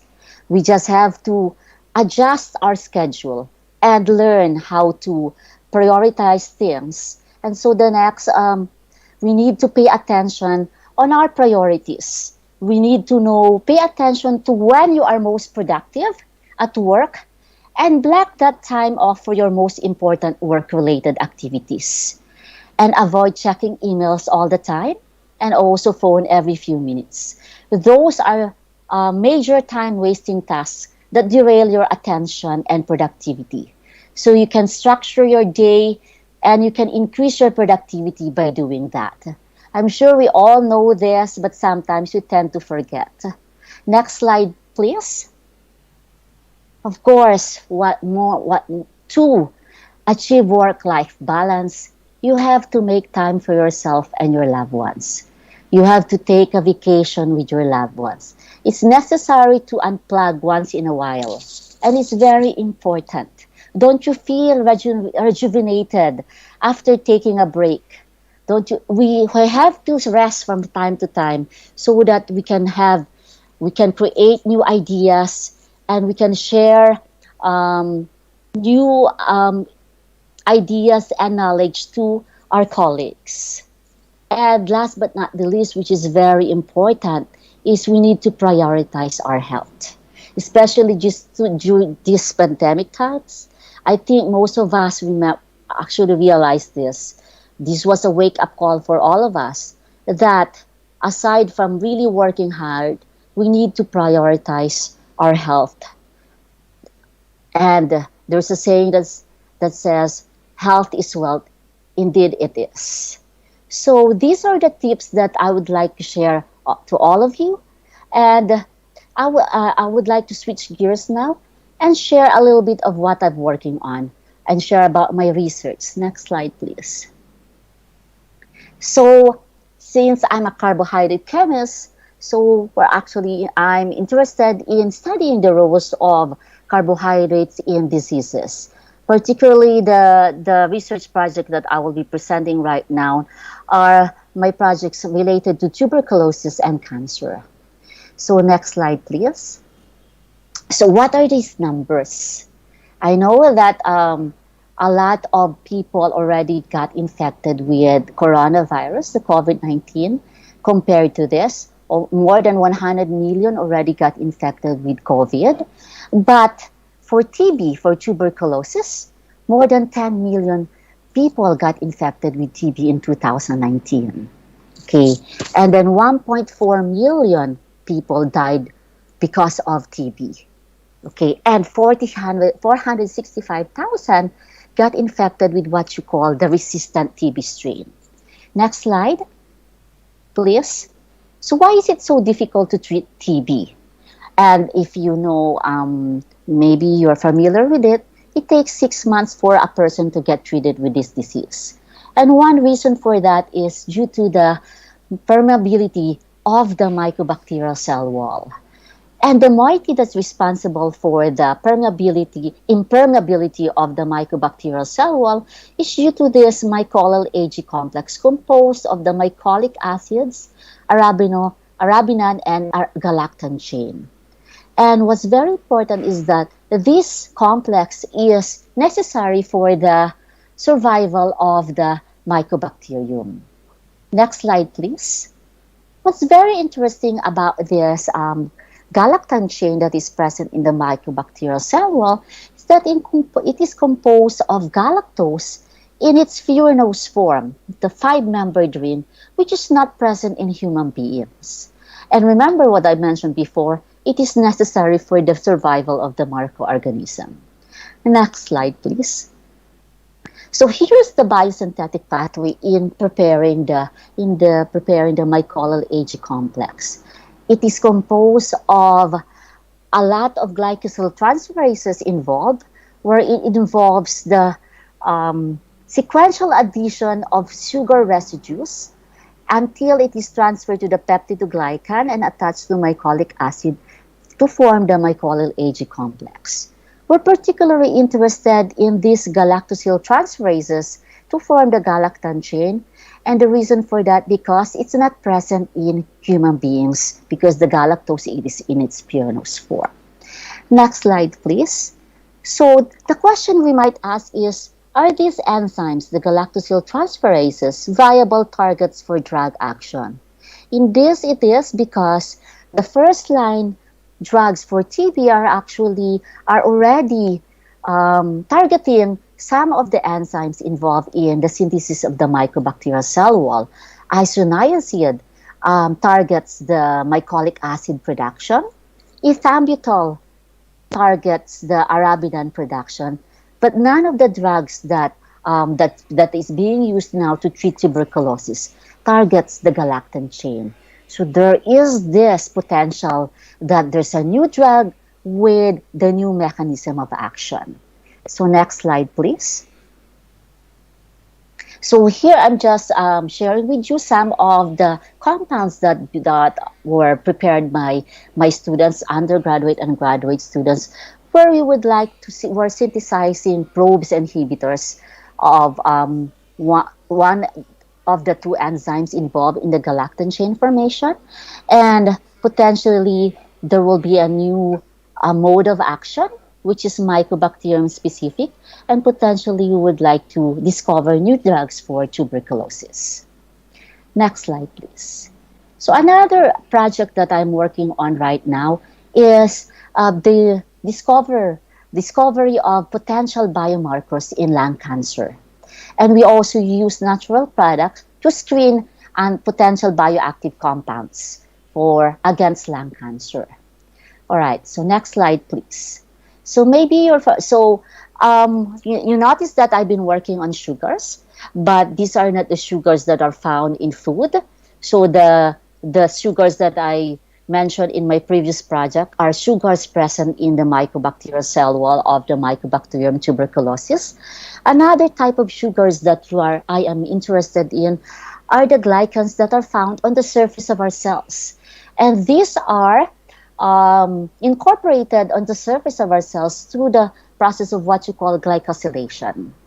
And 50% of the protein in our body are actually glycosylated.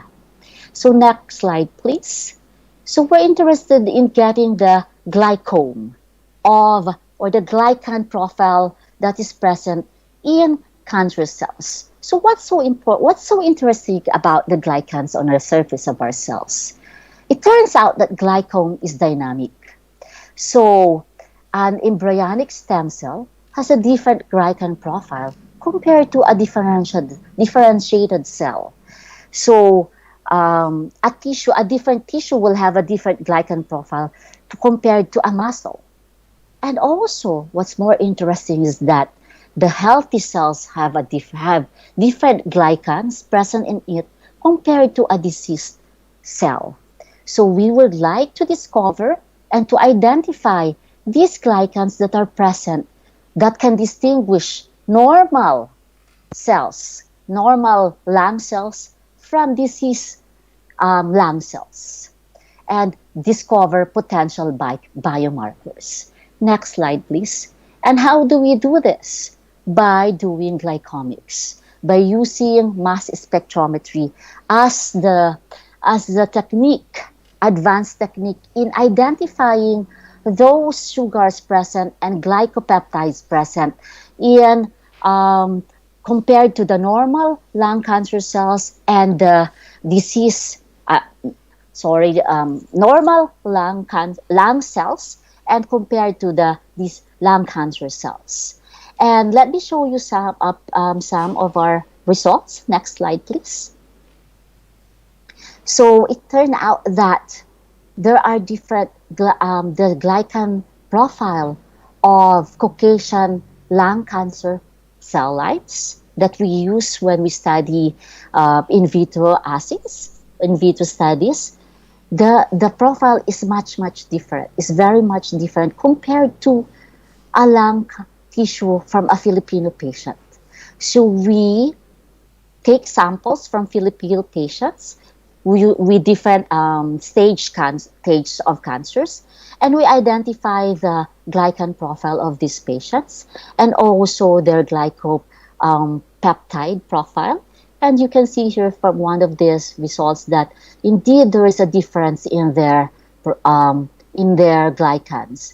They are more highly sialylated compared to a normal lung tissue and compared to this lung adenocarcinoma lung cell line, which is from a African American patient, and this A549 is from a male Caucasian patient, and these are results from our Filipino patient. So these just one of the few results that we were able to obtain.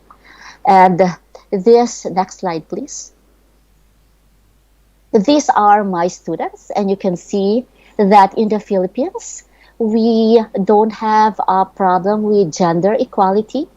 A lot there, you can see here that there are female that pursue sciences and male students that pursue also basic sciences. And you can see here, next slide please. These are our graduate students, and look at this slide. There's gender equality here, 3 boys and 3 girls, okay? And they are really working hard, and we are collaborating with a private company so that we can do our glycomics and glycoproteomics based projects. Next slide please. These are our students working really hard during the pandemic. We started working, they were able to work in the lab starting June of last year, and we call our group as GlycoLink. And this is the private company we are collaborating with. And next slide. So we are not able to do our project without the collaboration of very established scientists. And we have this collaborator from UC Davis, this is Carlito Librilla, and we have collaborators, the doctors from the Lung Center of the Philippines, and all the students. These are the entire research group. So let me show you, next slide please. Let me show you a slide of a picture of our campus. This is the view of our campus when you enter University of the Philippines Los Baños campus. You can see here that we are at the foot of the mountain. You call this Mount Makiling. Okay, next slide please. And most of the students go hiking. And the aerial view of Mount Makiling. This is the canopy of the Mount Makiling forest. And I would like to make an analogy of this Mount Makiling forest as our science community. Next slide, please. Without the help of the women in science and the men in science, and without diversity in the science community, our forests will become barren. But because of the empowerment of diversity, because of the contribution of men and women in science, our science community will remain healthy and will continue to grow. With this, I would like to thank you for your attention. Thank you very much. Good. I really enjoyed. Yeah. Thank you very much, Professor Gladys, for being awesome. with us, and we are privileged also that we could hear you despite of all the whatever hassles you faced, and we really thank you that you did such a great effort to be with us and to communicate your things. So thank you very much, Professor Gladys. And now we have a very young student with us. We have a student from our PG classes, Poonam Shekhawat. She would also like to share her views about this gender inequality. Poonam, I request you, please come forward. The stage is yours. Yes, thank you, ma'am. Yes, you're welcome. Thank you very much. Good afternoon to all of you. Ma'am, can you hear me? Yeah. Yes. We all know how important gender equality is for sustainable development. I think gender inequality is still a major issue in academic science.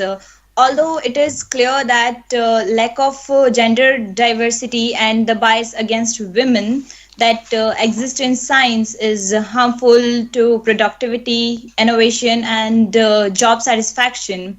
Attempts to correct these issues have met resistance. I always had amazing teachers and parents supporting me all the way and helping me expand my interest. But I have to point out that this is not always the case. And in my classroom of 60 students in chemistry department, there are 40 girls and 20 boys. This is really a great impact that women and girls are participating in the field of chemistry. Of course, many years ago, the situation was different, but now the number have increased to 30 to 50% women participating at science and engineering colleges, depending on the measure. So I think sustainable development is impossible without women empowerment and gender equality.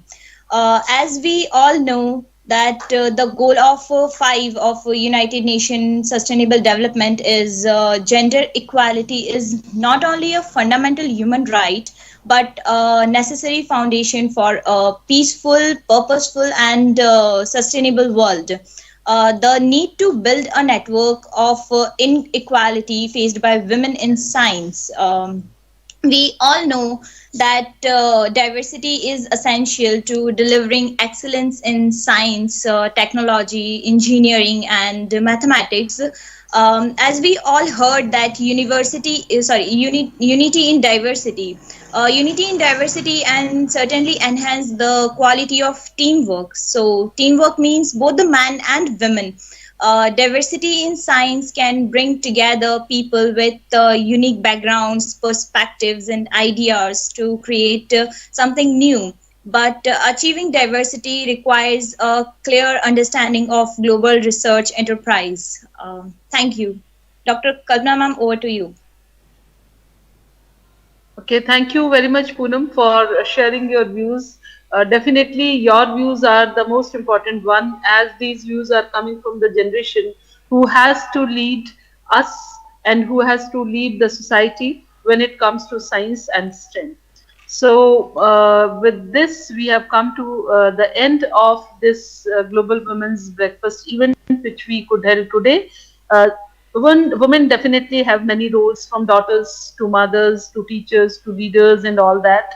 And the take-home message from today's deliberations, which we had from 3 wonderful people, and Poonam Shekhawat was, and of course Poonam Shekhawat also, was that we need to break stereotypes while maintaining work-life balance. And work-life balance, as Gladys very well said, Professor Gladys very well said, that it is not just balancing act. It is basically prioritizing your activities, that what to do and when to do. That is very important, because we as women feel that many a times it happens that we just have to look and we just have to prioritize the things. Many a times these are the health issues of the family. Many a times the work becomes important. So this is very important, and I think that is the most important message which we can take home today. So at the end, I would like to just extend my heartfelt thanks to Professor Vicky Garchner, Dr. Vicky Garchner, Professor Gladys, and Dr. Sri Lakshmi Desiraju for being with us, for sharing their thoughts, and for just dedicating a very, I can say, fruitful time of today, their day. I am thankful to the principal of the college, Dr. Arpan Bhardwaj, for letting us do all these things and for giving us opportunity and inspiration to do all these things. I am also I'm thankful to Dr. Brajesh Pare, who is the president ACT, and with that he is our head of the department also. Professor Brajesh Pare basically is the instrumental in letting us do all these things and letting us, I can say, acquainted to all this type of programs. So I am very thankful to him. I extend my heartfelt thanks to Poonam Shekhawat and to all the participants who were there and who could spare some of their time in between their classes and in between their regular work to be with us. And I extend this thanks on behalf of Internal Quality Assurance Cell and Department of Chemistry too. I would just like to end my I can say end my sentence, and I would like to close this event with a couple of lines by Marie Curie, and these lines are that life is not easy for any of us, but what of that? We must have perseverance and above all confidence in ourselves. We must believe that we are gifted for something and that this thing must be attained. So thank you very much. Thank you for being with us. Thank you for sparing your time. And with this, we end this event. Thank you very much. Thank you. Thank you, participants. You can